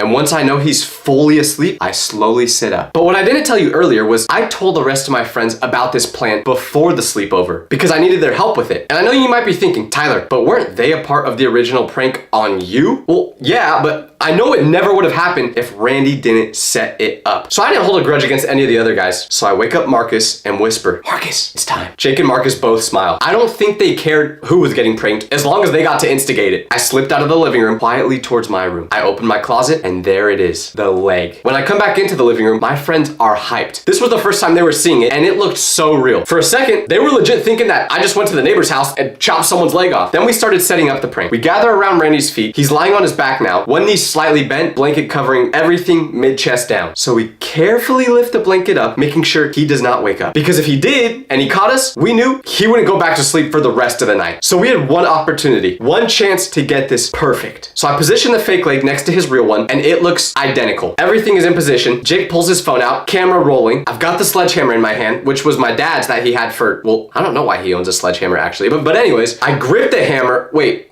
pause. I pick up the sledgehammer with my hands in a non-weird or freaky way, and in this moment, I was super nervous. If I mess this up, if I slip while trying to swing it, if I hit the wrong thing, who knows what could happen? I've got one chance, and it's gotta be perfect. So I give the boys the nod, signaling that it's go time, and Marcus leans down close to Randy's face and gently shakes on his shoulder. Yo, Randy, wake up. Randy groans and makes that half-asleep zombie sound. And his eyes just start to open. At first, he looks at my friend, and then my other friend, and then he sees me. Standing by his feet, holding a sledgehammer over my head. His eyes squint as he's waking up, and you can see the exact moment his brain goes, wait, what's happening? He manages to barely blurt out, Tyler, what are you doing? And right in that moment, I bring the hammer down with all the force I've got. Okay, wait, that sounds weird too. Pause. I need to find a better way of saying this. I slam the hammer. No, that's bad too. Using gravity and my arms, I throw the sledgehammer down in a forceful motion. And then, bang! The hammer hits the fake leg. And Randy unleashes a scream I've never heard a human make before. Super high pitched. You would have thought he was trying to hit the high note on an Adele song. And then he goes, my leg, what did you do? He pops up, grabs his real leg with both hands, and his eyes are bulging with the most terrifying look on his face I've ever seen. And for a second, all of us are thinking, oh my gosh, wait, did I mess up? Did I accidentally hit his real leg? I dropped the hammer, shaking. I did it again. Is there any way to say hammer without it sounding inappropriate? Anyways, I pull his blanket back to see if I messed up. And finally, I can exhale. I hit the fake leg. His real one was perfectly fine. And it was in this moment that Randy saw the fake leg for the first time. Then he looked at his real one, which was very much still intact and not broken. He then lets out a huge exhale, and you can literally see his soul catch up to his body in real time. Then he goes, I hate you guys. Genuinely. The rest of us are cracking up thinking we got him so good. But Randy, he had a stone cold face when he was saying this. Not even like a little bit of a smirk. You could tell this actually scarred him. But what we didn't know at the time was he wasn't just gonna let that slide. I said to Randy, looks like we're even now, right? And this was the moment where I should have known I messed up because Randy looks me in the eye and goes, we'll see. In my mind, I thought this prank would have made it even between me and Randy. But it turns out he disagreed. Because after this prank, we all went to bed for real. This was it. We did the prank. Everyone was tired. We can all go to sleep now without worrying about anything happening for the rest of the night. But I should have known that was too good to be true because around 3:30 a.m., I don't know why weird things always happen at 3 a.m., but this was when it happened. But anyways, at this time, I wake up to violence. What is it? The smoke detector alarm in my house was going off. I jolt up right away, heart racing like I just drank 10 energy drinks, because remember, my parents aren't home. It's just me and my friends. So if anything that has to do with fire was happening, I gotta take care of it, which is a big problem because I asked my parents for help on anything. I asked my dad to tie my shoes for me the other day. So my friends all wake up at the same moment I do, and Jake is already screaming, "What is happening?" Marcus rolls over, hits his head on the coffee table and shouts, "Is something on fire?" I run towards the alarm in the kitchen, which was where it was beeping, expecting to see smoke or flames or something. But when I get there, nothing. No fire, no smoke, no smell, just that ear-piercing alarm sound shrieking like the house is seconds away from exploding. So I wave a dish towel under the detector and finally it stops. My heart is still pounding when I go back to the living room to see if anyone knows what just happened. And that's when I notice Randy's gone. His pillow is there, his blanket is there, but no Randy. When my friends and I notice this, we all look at each other. Where did Randy go? And more importantly, what did he do? Surely he wouldn't want to get revenge by, like, I don't know, burning my house down? No, right? He wouldn't go that far. So we check the bathroom. Nothing. We check my room. Empty. We go to the backyard. No one there. We had no idea what was happening, but it seemed obvious that Randy was in the middle of it. The only thing I didn't know was just how far he was about to take this. Because after we knew Randy was gone, we tried calling him, pranking us back by somehow triggering the smoke alarm. Funny, haha, I get it. But I at least needed to make sure nothing was actually burning or about to catch on fire. But when I called him, right next to me, I heard. We lifted up his blanket and saw Randy left his phone right where he was sleeping. This made no sense because we checked through the whole house. He obviously wasn't in here, but wherever he went, why would he leave his phone? Or did we just have the situation all wrong? Maybe Randy wasn't the one doing this. So we searched the house again, under tables, behind doors, in closets, like he's gonna be playing hide and seek or something, but there was no sign of him. We're all too rattled and tired to process this correctly. But then I noticed something weird. I can hear the wind coming from outside, but that didn't make any sense because all our doors and windows were locked, or so I thought. Because I followed where I heard the wind coming from, which led me to the garage door. And what did I see? The door to the garage is cracked open. Just barely, but open. That door was for sure closed when the night started. I knew that for a fact. And none of my friends had any reason to go in the garage, so it made no sense for it to be open. We're all thinking the same thing. Randy must be hiding in here. So we opened the door to the garage, stepping into it like a SWAT team ready for whatever we thought Randy had planned. But the second we're inside, we don't find Randy, but we did find something else. The garage door that the cars go through was fully open, like wide open. And I knew for a double fact that this door wasn't open before we went to sleep. So Jake starts panicking. Nope, we're not doing this. We're not doing this tonight. And that's when it happens. We hear the sound of a motor start up, and then the garage door shuts by itself without any of us doing anything. Someone was controlling the garage door. And I know what you're all thinking. Well, Tyler, obviously it's just Randy messing with you guys. Yeah, that would have made sense if it weren't for the fact that the button to the garage door was right next to us and no one was pressing it. So now nothing is making sense at all. Between the smoke detector going off without any smoke and the garage door opening and closing by itself, this was starting to feel more like a ghost than it did Randy. And guys, I know this may sound crazy and hard to believe right now, but trust me, it'll all make sense very soon. After the garage door shut, there was just silence. None of us spoke for probably a full 10 seconds. We keep searching the house for answers, thinking maybe we just missed Randy. Maybe he's in a really good hiding spot. But after another 15 minutes or so, we weren't getting anywhere. There were no clues as to what happened, and Randy didn't seem to be coming back anytime soon. Then Marcus went. He probably just went for a walk to clear his head. You know how he is. That did seem possible. Randy would just go for walks like that for some reason. So because we were all tired, we just assumed that's what he did. And for the smoke alarm, we thought it was just a malfunction. So we went back to the living room, lied down, and tried to go back to sleep. It feels like maybe 5 minutes passed by when again, I'm being waken up like a veteran getting war flashbacks after hearing fireworks on the 4th of July because I explode off the floor. This time, there's no confusion. I'm just trying to figure out exactly what's happening. The alarm is screaming again, but this time when the alarm went off, there's something else, a smell. It's not very strong, but it smells like smoke. So right away I go, do you guys smell that? Marcus sniffs the air and his eyes get wider as he goes, oh no, that's not good. That's not good. It doesn't smell like someone just burnt some pizza rolls. No, this smelled like a fire could be starting. We run through the house like firemen, looking for the source of the smell. Kitchen, nothing. No flames, no smoke. We check the outlets, light switches, anything that could be causing a fire. I don't know what causes it. I'm not an electrician. But everything looks fine. The alarm keeps blaring until we fan it again, waving shirts at it like we're fighting a wasp. Now, it was back to silence. But the smell stayed. It wasn't overpowering, but it was there. Marcus whispered to me, yo, should we call your parents? And let me tell you, the last thing I wanted to do was wake them up at 3 in the morning on their anniversary and say, hey, so our house may or may not be about to explode. And also,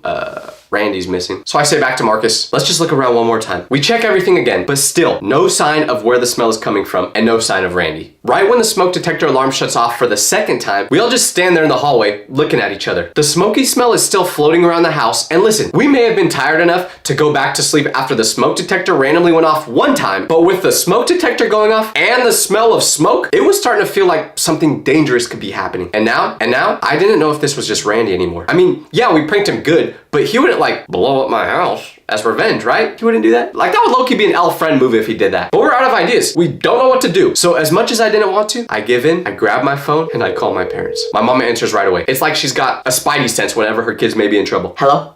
What's wrong? Why are you calling so late? Mom, the fire alarm in our house went off twice, and the house smells like smoke. She pauses. Then my dad's voice cuts in behind her. What do you mean it smells like smoke? Did you check in the kitchen? Yeah, the stove's off, the oven's off, nothing's burning. They don't respond for a second, but then Tyler, go check the stove again. Touch the burners. Make sure they're cold. I put my hand near them, and they're cold. Completely cold. Yeah, nothing's on. I can hear them both exhale, but it's not a good exhale. It's the kind where you can hear them getting stressed. Okay, listen to me. If the alarm goes off again, or if the smell gets stronger, call the fire department. Jake's eyes widen in horror again, and he goes, "The fire department for a sleepover?" And Marcus goes, "We're gonna be on the news." I lift the phone back to my ear and go, "Okay, so just pay attention to the smell and call them if it gets worse." Exactly. That smell inside a house can be dangerous, even if you don't see any fire. I'm nodding, taking it in, but then the most scary thing I witnessed that night happened. And the reason why it was so scary was because at the time, there was no explanation for it. But stay with me, you'll understand what I'm saying very soon. Because then I heard barking. Loud, sharp, aggressive barking from my parents' room. I freeze because my dog never barks like that at night. Yeah, when he sees the mailman, he'll chase him for 15 blocks and try to bite his leg off, but not at night. He usually gets more REM sleep than I do at this time. So me, Jake, and Marcus are starting to think, wait, like, can the dog sense that an explosion or something dangerous is about to happen? Because I've heard before dogs can sense when an earthquake is coming. Don't know how true that is, but I'm just gonna believe it because I believe everything I read off the internet. But when we run into my parents' room, he's barking, like just staring at the ceiling, barking as loud as he can at literally nothing. I'm thinking, maybe he actually is seeing a ghost. So I pet him, trying to calm him down, and only then does he start to chill out a little bit. Once again, we were so tired that we just came to the conclusion that the dog was acting crazy because we were acting crazy and it riled him up. I think we told ourselves this to make it seem less creepy, but we shouldn't have done that because the dog barking was a sign and we would figure that out later. We went back to the living room, not even attempting to fall back asleep this time. We just sat there on the floor in silence, too scared to sleep, too tired to move. We're sitting there for a good 10 minutes, just kind of talking. No chance any of us are gonna try laying down again. But then the TV randomly turns on. I see the huge Samsung logo on it that appears every time you power it on. And I'm looking at my friends thinking, oh, they must have just turned the TV on because they're not going back to sleep. But when I look around, I realize the remote is right next to the TV. Neither of them have it. And before any of us could react, the screen lights up with the volume maxed out and it goes. We all flinch and we look at the TV and in all caps it says, emergency alert, tsunami warning, seek high ground immediately. Stay with me now, we're almost at the part where this is all gonna make sense. Jake yells, tsunami? What? Marcus shouts, oh, it's the big one, it's finally here. The siren tone is deafening. And for those of you who don't know, I live in California and apparently scientists believe that sometime in the future, there will be a huge earthquake here that could cause a tsunami, like a catastrophic one. So we all thought that was what was happening. That's why Marcus said, this is the big one, because that's what everyone calls it. The words, seek high ground immediately, flash over and over. And Jake is yelling, how high are we supposed to go? What counts as high? The couch? And then we hear something, a noise from down the hallway, from the direction of my parents' room. It's a thump, not huge, not dramatic, but just enough to freeze all of us. And Jake whispers to me, Tyler, someone is in your house. Everything in me tightens. My whole body tightens up. Fire alarm, burning smell, tsunami alert, missing friend, and now a noise. I don't want to move, but it's my house, so I stood up. That was unfortunate because I was scared too. Like when I have kids and they tell me that there's a monster under their bed, I ain't checking, okay? I'm scared of monsters too. But anyways, we're walking towards my parents' room and my legs feel like jelly, but I keep going anyway. The TV is still blaring behind us. The glow from the TV screen flickers down the hallway. I reach my parents' door and slowly push it open, but this time with a baseball bat in hand, just in case. I mean, I was never good at using it when I was actually playing baseball, so maybe I would put it to better use here. But when I fully open that door, nothing jumps out, nothing moves. So we look through all of the room, under the bed, everything, because we knew for a fact a loud thud just came from in here. Unless it was my dog just tweaking out again, doing backflips or something, I don't know. And we can't figure out exactly where the sound came from until we walk by my parents' closet. closet, because that's when I see a little crease of light coming from in there. Against everything my mind was telling me, I opened the closet door and saw where the light was coming from. It was coming from the ceiling, but more specifically, the door to the attic that was on the ceiling. That door was open, just a few inches, but enough. And let me just tell you, normally that door would never be open. I'm shaking now because I've seen those weird videos before where a person is living inside someone's attic for months and they never even know about it. I've also seen times where it's been an animal living up there. Both thoughts are equally scary. I mean, if rent keeps going up so much, I might do that. Then the door to the attic slightly moves and something appears at the edge. It's a leg, a real leg this time, followed by a torso. And then I see arms, and then I see a face. And who is it? Randy, covered in attic dust with his hair a mess. He looks down at us from the ceiling like a homeless dude who had been living there for months. And then he just goes, yo, we're all shocked. Jaw is on the floor and no one else says a word until Marcus finally goes, yo, did you see the news? There's a tsunami warning. We need to get out of here. Without responding to Marcus, Randy fully climbs out of the attic, dusts his hands off, glances at the still blaring TV, and casually grabs the remote from the nightstand. Presses the power button, the TV turns off, and all of a sudden, there was no siren anymore. We all stare at him, still having absolutely no idea whether he was involved in all this, because it seemed impossible. Like, if this all were him, he was the best magician ever. So then I go, Randy, where have you been? He smirks and then says, up there, obviously. Then Jake goes, are you the reason the smoke detector was going off and the garage was open and literally everything else that happened? Then he goes, you guys want to know what really happened? Nah, bro, we don't care at all, you know? We're not curious why you've been hiding in the attic while we've had 3 catastrophic warning sounds go off. Of course we want to know what happened. So Randy goes, okay.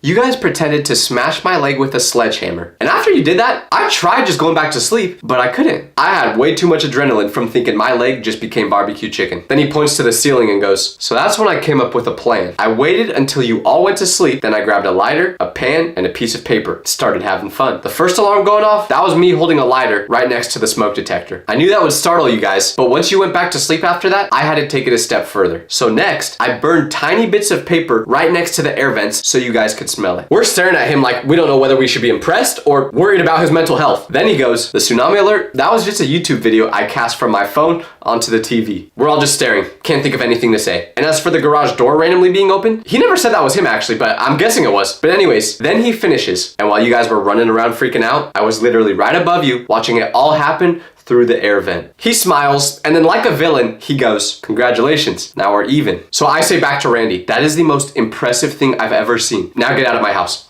Imagine you were camping in the woods, and in the middle of the night, a loud scream roars throughout the forest. You instantly wake up, feeling terrified, and you look over at your friend to see if he heard the scream too. But when you peek over at their sleeping bag, you notice they're gone. You quickly get out of the tent to look for them, when suddenly you see their phone on the ground. And on that phone is a blurry picture of the woods with a stranger's face in it. And that's when you realize something serious just happened. Because this is how a camping trip with my friends went one time. And I'm gonna tell you exactly how it started and how this nightmare trip ended. So it all began when my friends asked if I wanted to go camping one weekend. And I figured it'd be good to touch grass for the first time in a couple of years, so I said yes. My friend Matt was the one who originally brought up the idea. He had a whole plan for how the weekend would go. He said there was a camping spot about an hour and a half from where we lived and that it was super cool. But here's the part he didn't tell us. This camping spot wasn't an official campground. It was just a cool looking spot next to the lake that pretty much only locals knew about. He found it through a Reddit post, which in hindsight should have been red flag number 1. Like we all know, nothing good comes from Reddit, only freaky stuff. But we didn't know that going in, so we all agreed that we were down. The plan was simple. Friday to Sunday, pack light, be ready to rough it out a little bit. Cause this was real camping. There wasn't gonna be any service, no power, no bathrooms. We didn't wanna be those people that say we're going camping, yet we sleep in a king-size bed. Nah, we were trying to do it like our ancestors thousands of years ago. But you know what this meant? No doom scrolling for a whole weekend. Now here's the thing. Even though we're all big boys, we prepared for this trip like how middle schoolers would. My friend Jaden brought 5 bags of chips and literally nothing else. My friend Aaron forgot his sleeping bag entirely, and I brought the baby oil. No, I'm just kidding. Or am I? But anyways, point is, we didn't prepare like we should have at all. And that would really come back to bite us once we went on the trip. We all piled into one car and hit the road Friday afternoon. And the drive there was amazing. Good music, good food, good conversations. It felt like one of those coming of age movies where nothing bad happens. But as we got further out of the city, the scenery started to change. The roads narrowed, the trees became more dense, and the towns got smaller. At one point, we passed through this place called Linton Hollow, which had one gas station, a post office that looked abandoned, and a 24-hour diner with a sign that literally said, "Try our possum pie." So yeah, we were getting deep into the rural areas. After another 30 minutes on back roads, we pulled up to this dirt trail and that's where we parked. That was the end of the line for the car. From here, it was a short hike into the woods to get to the spot where we were going to set up camp. And this is where we should have started to get worried. Because as we're unloading our stuff from the car, this old guy walks by us on the trail. Probably in his late 60s, big beard, camo jacket, the kind of guy who looks like he lives out here. But if you've ever met someone that lives in the woods full time, let's just say they're usually a little different. Normally harmless, but not always. And in this case in particular, he was far from harmless. He gives us a glance, not unfriendly, but not very warm either. Then he nods and says, "Y'all heading in?" We nod back and tell him, "Yeah, we're just here for the weekend." This guy pauses, looks out towards the woods, and then says, "Well, y'all be careful out there.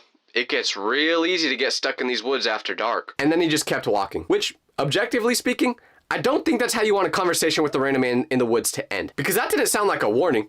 It sounded like a precursor for something bad that was about to happen. But whatever, we kept hiking. And after about 15 minutes, we reached the camping spot. And it was beautiful. A wide open space surrounded by huge trees right by the lake. There was a perfect flat spot for tents. The water looked so still that it almost seemed fake. Sun was still up, weather was still great, and we had this whole place to ourselves. Or so we thought. We get everything set up.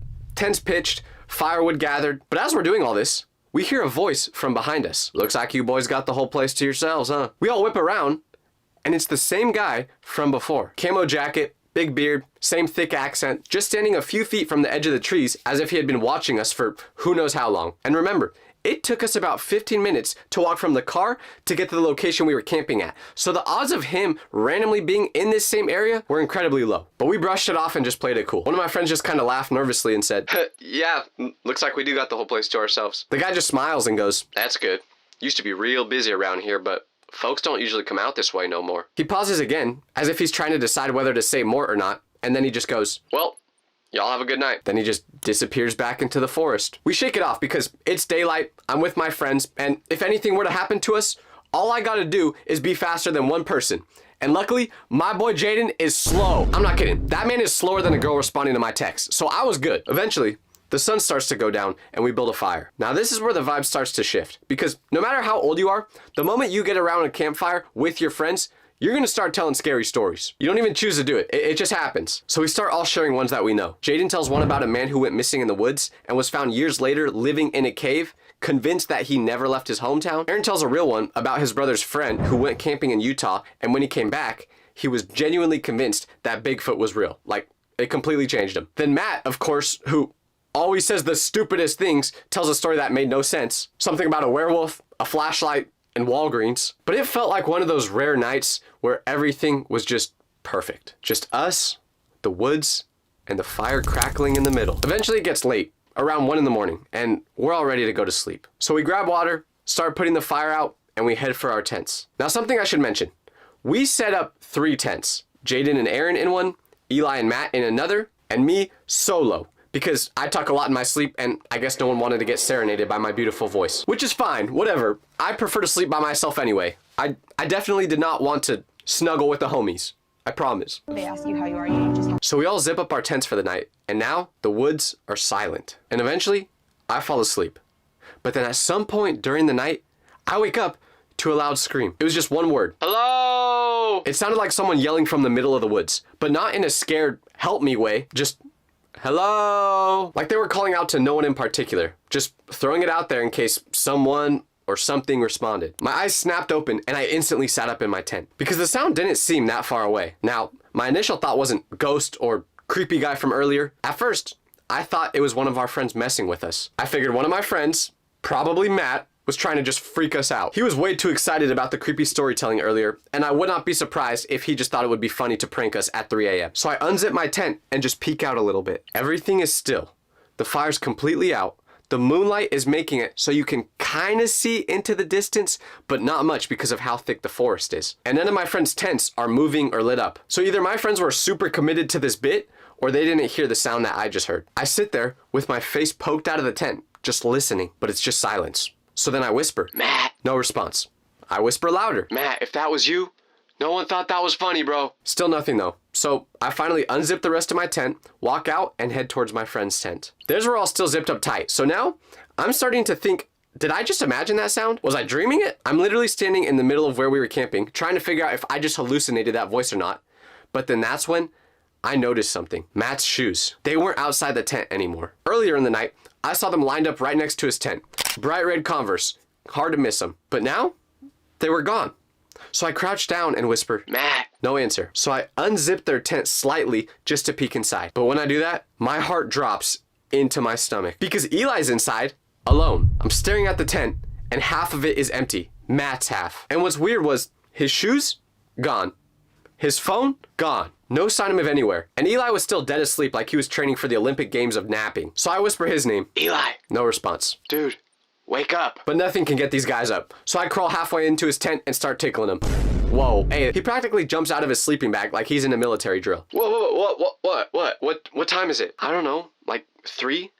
Do you know where Matt went though? What do you mean do I know where Matt went? Look next to you. He's not here. Oh, well, he literally just was here. I unzip the rest of the tent and tell him that we need to look for Matt because I heard someone screaming in the forest. So he starts to wake up and we get out of the tent. Eli's doing this thing where he's trying to rationalize it. Okay, well, maybe he just needed to take a dump or something. At 3 in the morning? I mean, you've never had post-campfire stomach problems? We did have a lot of s'mores, so fair point. But still, that doesn't explain the screaming in the woods. We scan the area around the tent. There's no light coming from the forest. No sounds, just the soft slosh of the lake a few hundred feet away. I grab my flashlight and we walk over toward Jaden and Aaron's tent. Guys, wake up. They unzip their tent and Jaden pokes his head out. Dude, it's like 3 a.m. What? Matt's gone. Gone where? We don't know. Aaron sits up in the tent behind him. What do you mean gone? We gather around in the middle of the campsite. Me, Eli, Jaden, and Aaron. Everyone now up and on edge. I explain everything.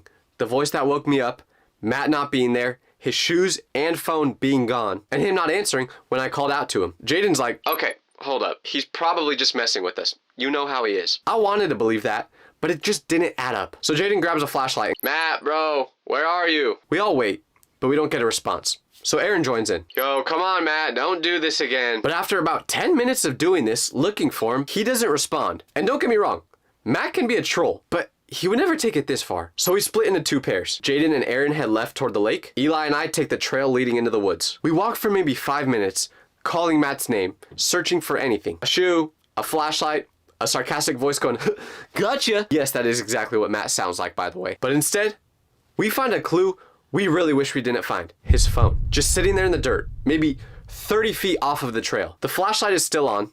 His screen is unlocked as if he was trying to use it before he lost it. So we pick it up, and there's a photo on the screen. It was a blurry one, as if it was snapped quickly, mid-motion. Most of the picture is just darkness and tree bark, but in the bottom left corner, barely visible, there's a sliver of someone's face. Not Matt's, because it was grainy, but I could tell that the hair color wasn't his. Matt has brown hair, and this was gray. Eli and I stare at each other for a solid 10 seconds without saying anything. And then he says what we were both thinking. That looks like the guy from earlier. Yeah, it does. Before we can say anything else, we hear rustling behind us. We both whip around with our lights up, but nothing's there. Then, a whisper cuts through the dark. But it's not from ahead of us.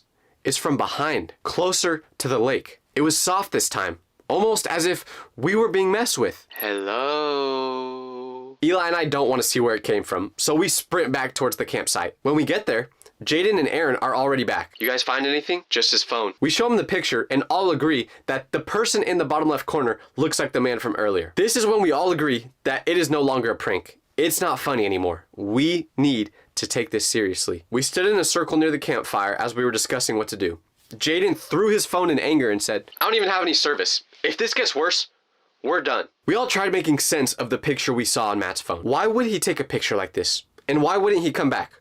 Or was he not the one to take the picture at all? Nobody had a good answer. And honestly, I was trying not to spiral because the more I thought about that blurry figure in the photo, the camo jacket, the beard, the hair, the fact that we saw that exact guy earlier, the more I started to wonder, what if he never stopped watching us? What if he was still out there, just watching, waiting for us to go to sleep? I took a deep breath and then I said, okay, here's what we do.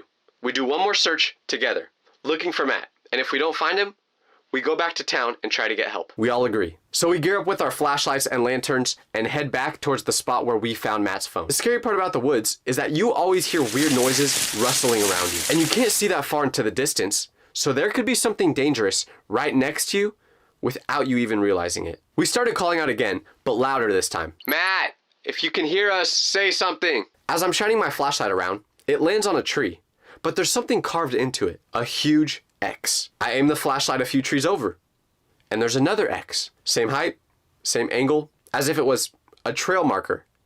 But for what? Aaron whispers, okay, does anyone else feel like it's a bad idea to follow these X's? But this is our best lead, so we ignore him and keep walking to the next one. We find a third X carved into a tree, and right at the base of that one, under a couple of leaves, what do we see? A sock. A single, damp sock. We all freeze trying to figure out if that could be Matt's sock, because it was still kind of white, so it didn't look like it had been there for long. Aaron backs up a step and goes, okay, this is getting out of hand now. We need to go back and get help. We turn around to retrace our steps, but something's wrong, because as we're walking back in the direction we're supposed to go, that's when we see smoke. So we head towards the smoke, and maybe a few hundred feet away, we see a cabin in the middle of the woods, alone. That's never led to something bad before, right? Smoke is drifting from the chimney of it, and when we see it for the first time, we're all thinking the same thing. Matt might be inside there. Everyone's looking at each other, trying to decide which type of regret they'd rather have. Walking into danger, or walking away from a friend. Finally, Jaden sighs and goes, okay, let's check. We have to check the house. So we creep towards the door, and it was already halfway open. So when we got close to it, we shined our flashlights inside. It was clearly someone's cabin, but as we're shining the light through it, we see a bed, and laying on it is a person with a beard.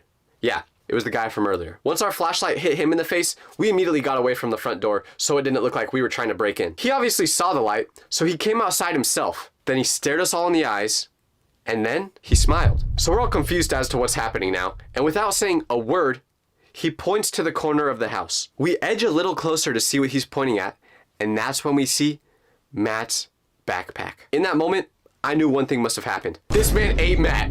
Nah, I'm just kidding. But we did ask him where Matt was, and he told us to come inside. Against our best judgment, we did. And fully asleep, laying on his couch, was no other than Matt. We woke him up as fast as possible, and this is how he reacted. What are you guys freaking out about? Dude, why are you here? What happened? Oh, I got lost in the woods trying to find a good place to poop, and when I screamed out seeing if anyone could hear me, this man got to me. Luckily, he took me into his cabin and said I could stay here for the rest of the night until it was light outside so I could find my way back to you guys in the morning. Apparently, this mysterious forest man was just being a nice civilian and giving our friend a place to sleep because he was lost. But also, remember how I said he followed us about 15 minutes into the woods that day? Yeah, well, it turns out that guy owned about 50 acres of land in that forest. So we were technically trespassing onto his property in the camping spot we were at. So he was just watching us to make sure we weren't doing anything bad since we were on his property. But knowing that we were trespassing on his property, he never even kicked us out. He just wanted to make sure that we didn't do anything bad. So if you guys see a creepy looking man in the middle of the forest, odds are they're pretty cool. So go into their cabin. No, I'm just kidding.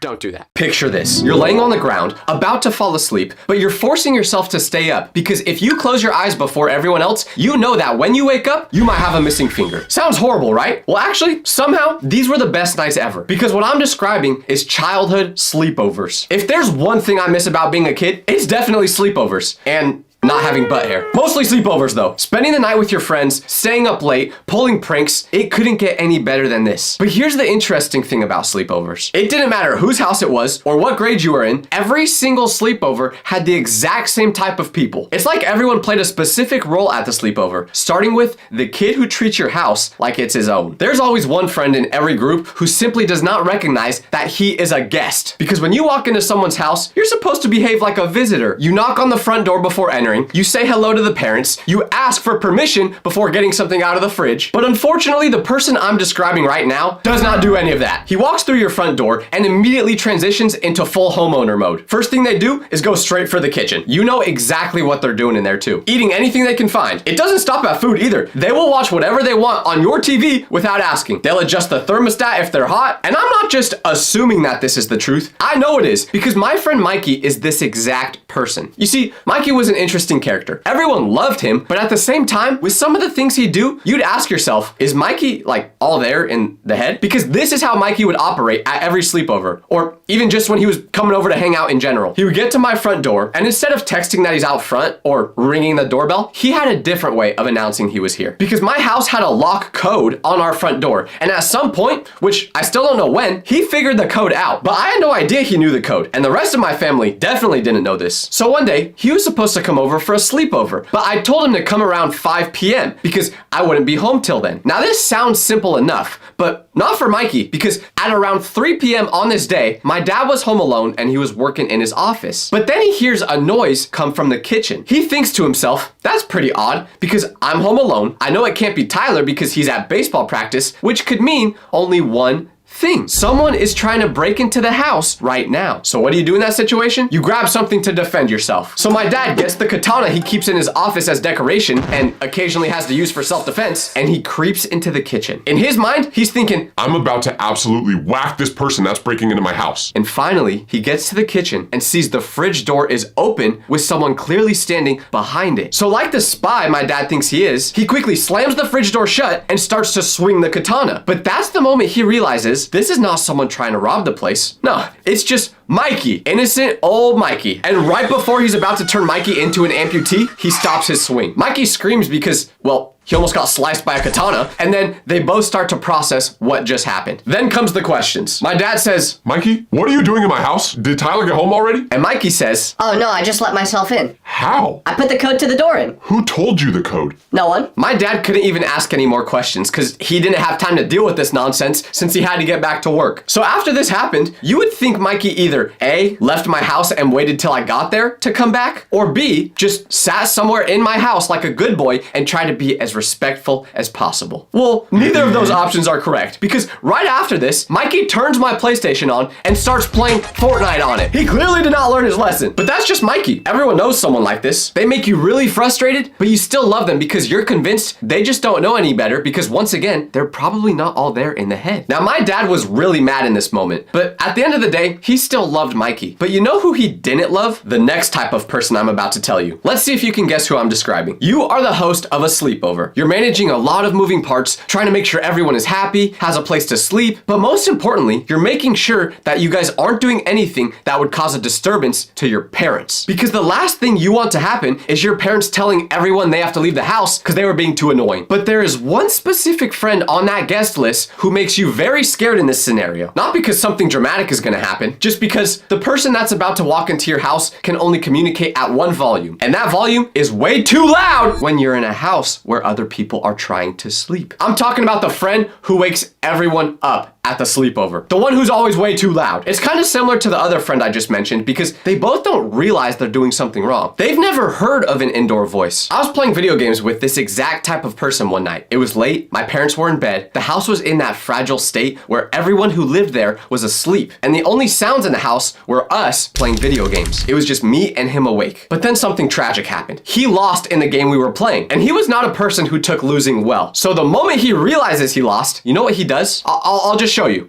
Come on. Dang it, dude, no! Now what happened next is very impressive because my dad is a heavy sleeper. I need you to understand this fully before I finish the story. I have personally witnessed this man sleep through any scenario you can imagine. Thunderstorms, people shoving him. I wouldn't be surprised if he slept through his own birth. Getting my dad to wake up during the night is just about impossible. At least we used to think it was, because after rage quitting the game, from underneath the door, I saw a light flick on. And then I heard it, footsteps. And every member of your family has very distinct footsteps. You know who's coming just based off how it sounds. And when I heard those footsteps, I knew that was my dad. I was terrified because once again, waking my dad up during his beauty sleep was not a good idea. And you just heard the footsteps getting closer and closer until the door to my room slowly opens and it's my dad standing there. You can only see a silhouette because it was dark in my room, but he looks directly at my friend and in a very stern voice, he goes, Evan, if you wake me up one more time tonight, you're sleeping in the backyard! And then he turned around and walked out. Evan sat there for a moment, processing what just happened, and then he leaned over to me and whispered, He wouldn't actually do that, right? and I said, no, he absolutely will. I didn't know if my dad was bluffing or not, but I just wanted to get him to stop screaming, so I went along with it. He did stop screaming that night. Matter of fact, he got so scared of my dad waking up again that he basically turned into the next type of person every sleepover has. Nobody ever acknowledges that this next person even exists. They're at every sleepover, but literally no one talks about it. There's always one friend who shows up, walks through the front door, and from that moment forward, no one even realizes they're there. Yeah, they're physically there, but for some reason, they're just outcasted from the rest of the group. This can happen because of two reasons. Either this person is the friend that's a part of the group, but basically the least liked one, or they just never speak. Unfortunately, I have suffered from being this person a couple times throughout my life, because there were many days growing up where I was in like 2 or 3 friend groups, but I was never a core member of any of them. They'd have group chats without me, hang out without me, and it was because I wasn't one of the core members. So one time, I overheard my friends talking about a sleepover, and I had nothing to do that day, so I pretty much invited myself. I asked them if I could go, and they said yes. They didn't seem sad to say yes, but they also definitely didn't seem happy. But when I get to that sleepover this night, my friend opens the door for me to come inside, and he says, "What's up?" But I'm pretty sure that was literally the last word that was said to me that night. My other friends were getting food from the kitchen, but I was too nervous to ask if I could do that because I didn't feel like I was a part of the group enough to, so I didn't even eat. And when everyone started falling asleep, I was just there lying on the carpet with my friend's dog's chew toy being the only thing I could find to use as a blanket. This was the day I realized if you're not invited to something, don't ask to go. It will be much less painful than going somewhere you're not wanted. Trust me. Now this is where the video gets very serious. You need to pay very close attention to what I'm about to say next, because under no circumstance can you be this next type of person at a sleepover. If you are, don't say I didn't warn you, because there is an unspoken rule at every sleepover that nobody has to explain, because every single person already understands it. You learn it at your first sleepover and it never leaves you. The rule is simply this: no matter how late it is, no matter how tired you are, you cannot be the first person to fall asleep. You have to do everything in your power to make sure of this, because falling asleep first doesn't just mean all the fun at the sleepover ends. No, it's actually the opposite. Falling asleep first is right when the party starts. The moment that first person closes their eyes, the energy in the room changes. Suddenly, everyone becomes ninjas, being as quiet as possible, all thinking the exact same thing. It's time to mess with our friend. Everyone knows this, which is why the fight to stay awake is so intense. You will see someone who has clearly been half asleep for about 20 minutes suddenly bounce up and say something random just to prove they're still conscious. My friend once brought a spray water bottle with him that he would splash in his face anytime his eyes started to shut. And the moment it finally happens, the moment someone actually falls asleep, it's go time. Now, I've already told you guys many of the psychotic experiences I've had with falling asleep first at a sleepover. But have you ever actually wondered who made falling asleep first so scary originally? Well, that would be the prankster. The one who shows up with one mission in mind, which is to absolutely ruin the night of whoever falls asleep first. They've got ideas for how to punish their friends that you couldn't even imagine. And there's something very important to understand about the prankster. You can either join them and become part of whatever is about to happen, or fight against them and probably become the next person to be terrorized. There's no middle ground. If you are not clearly in, you are automatically the target. And every single person at every single sleepover makes the exact same decision. They're all in. No one may admit it, but this is the reason everyone goes to sleepovers in the first place. It's not about playing video games, flirting with people from school over text. No, it's about making sure the person who falls asleep first has a night they will never forget. As you all know, I have real personal history with this role because I've been on both sides of it with full commitment. I've been the prankster and I've been the victim. But what being the victim made me realize is that the prankster is evil. And I can confidently say what I did one night to my friend when they fell asleep first was definitely evil. Because there was a night where I was hosting a sleepover. By the way, I never recommend being the host. It's horrible. But anyways, since it was my sleepover, I was basically also the person who coordinated what was gonna happen to whoever fell asleep first. I had been thinking about this for a while. I had a whole plan set up. So when our first friend fell asleep that night, I knew it was time. You'll understand the plan as I tell you what we did. So my friend's phone was right there next to him, and this was during the time where everyone had iPhones you used your fingerprint to unlock. So this is where the stealth mission started. Step 1, unlock his phone using his thumb without waking him up. So like a surgeon operating on a patient, we very deliberately lifted his hand, pressed his thumb to the sensor, and waited for it to unlock. And it did. And he didn't move a muscle. No sign of waking up. Now you might be wondering why I wanted to unlock his phone. Maybe to change his wallpaper to something funny, send a weird text to someone, but I had a different idea. And I'm gonna be honest, if someone did to me what I did to my friend that night, we wouldn't be friends anymore. But we went to his camera, took photos of him sleeping, but we angled it so that he looked less like someone who was sleeping and more like someone who was just sitting there with their eyes closed, posing for the picture. Kind of like this. And what did we do next? Maybe send it to his crush? No, way worse. We opened up Instagram on his phone, clicked on that picture we took, wrote a caption, then posted it. Now remember when I said we took the picture to make him look like this?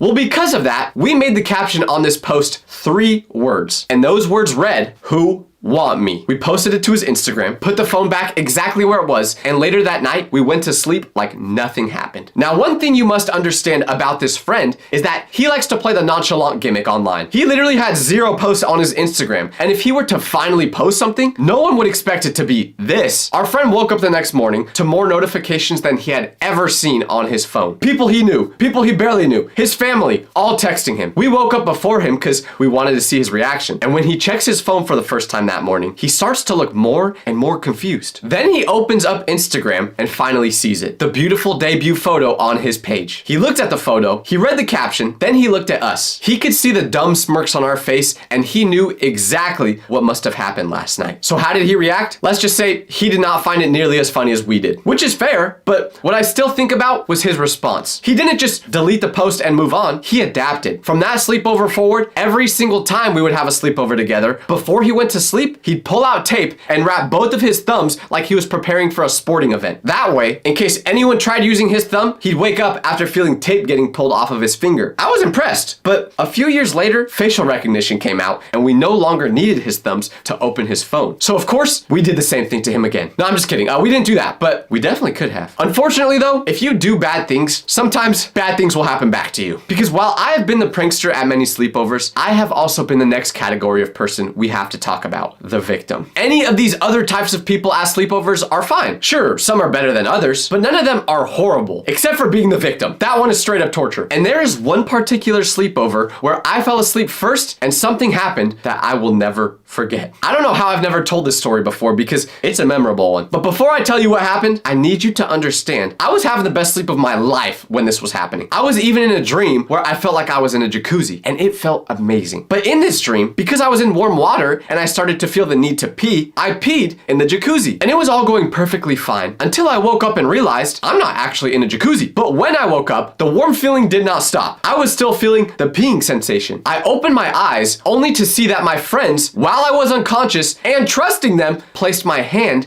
in a bowl of warm water. I didn't know this at the time, but apparently when you put someone's hand in warm water while they're sleeping, often it will get them to pee in their sleep. Sounds funny, right?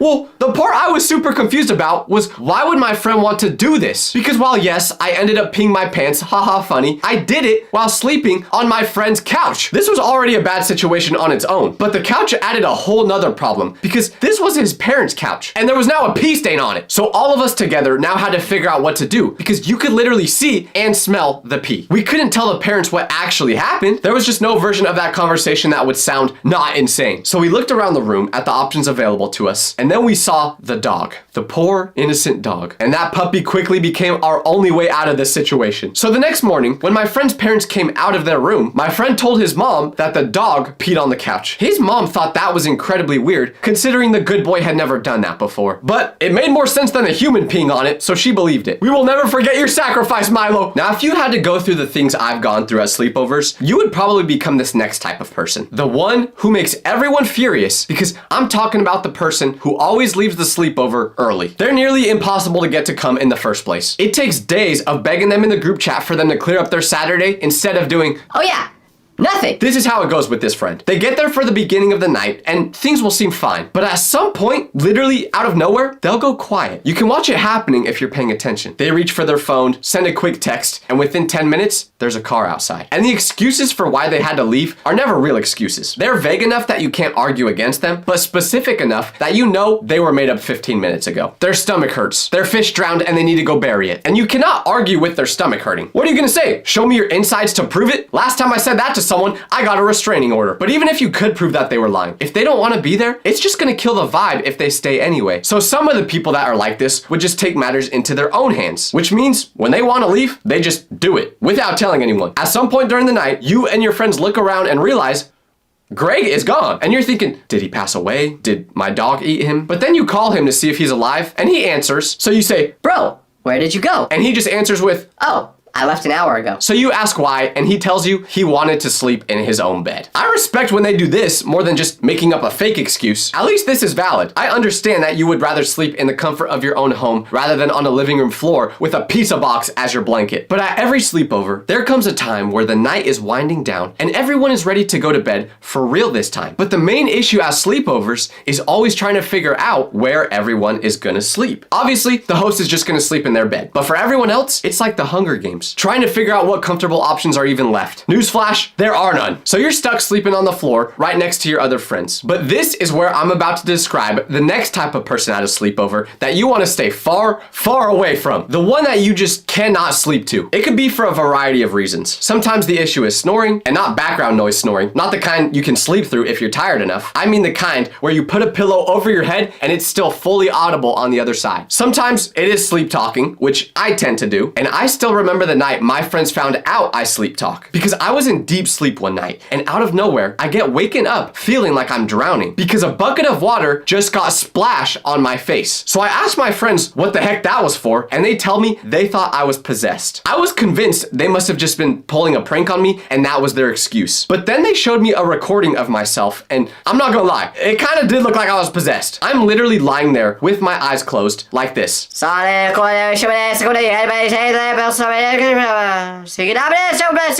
It sounded like I was about to cast a spell on everyone in that house. Now, when they showed me that video, I understood why they felt the need to wake me up. But what I didn't understand is why they had to do it with a huge bucket of water. I'm a light sleeper. A simple nudge on my shoulder would have gotten me up. But no, they felt the only solution was to splash a gallon of water on my face. But let me tell you about the absolute worst person I've ever been to a sleepover with. Like, it's literally not even close. And I don't know if you could actually call this a sleepover because the situation I'm gonna tell you happened at a hotel. So there I was with my good friend staying the night at a hotel because we were traveling in Europe together. Now, to give some context, we just had the longest day of our life. We missed our train that was supposed to take us to a different country, and it was just super frustrating. So just imagine how much more annoyed we got when we opened the door to our hotel room and see that there was only one bed. Not even a king size either. There was literally no chance this bed could fit 2 people. Both of us were exhausted from the long day we just had, so neither of us were going to volunteer to sleep on the floor. So what did we do? We shared the bed. I know, I said it wasn't possible, but we made it work. We put 2 pillows in between us to set a boundary saying, this side is yours and this side is mine. And we both understood the agreement. But what this friend forgot to tell me was that when he falls asleep, he becomes a WWE superstar. If you have absolutely no idea what I mean by that, I'm basically saying he does not sleep still. He's constantly moving around. And sure, this may be a little annoying, but it's nothing I couldn't deal with,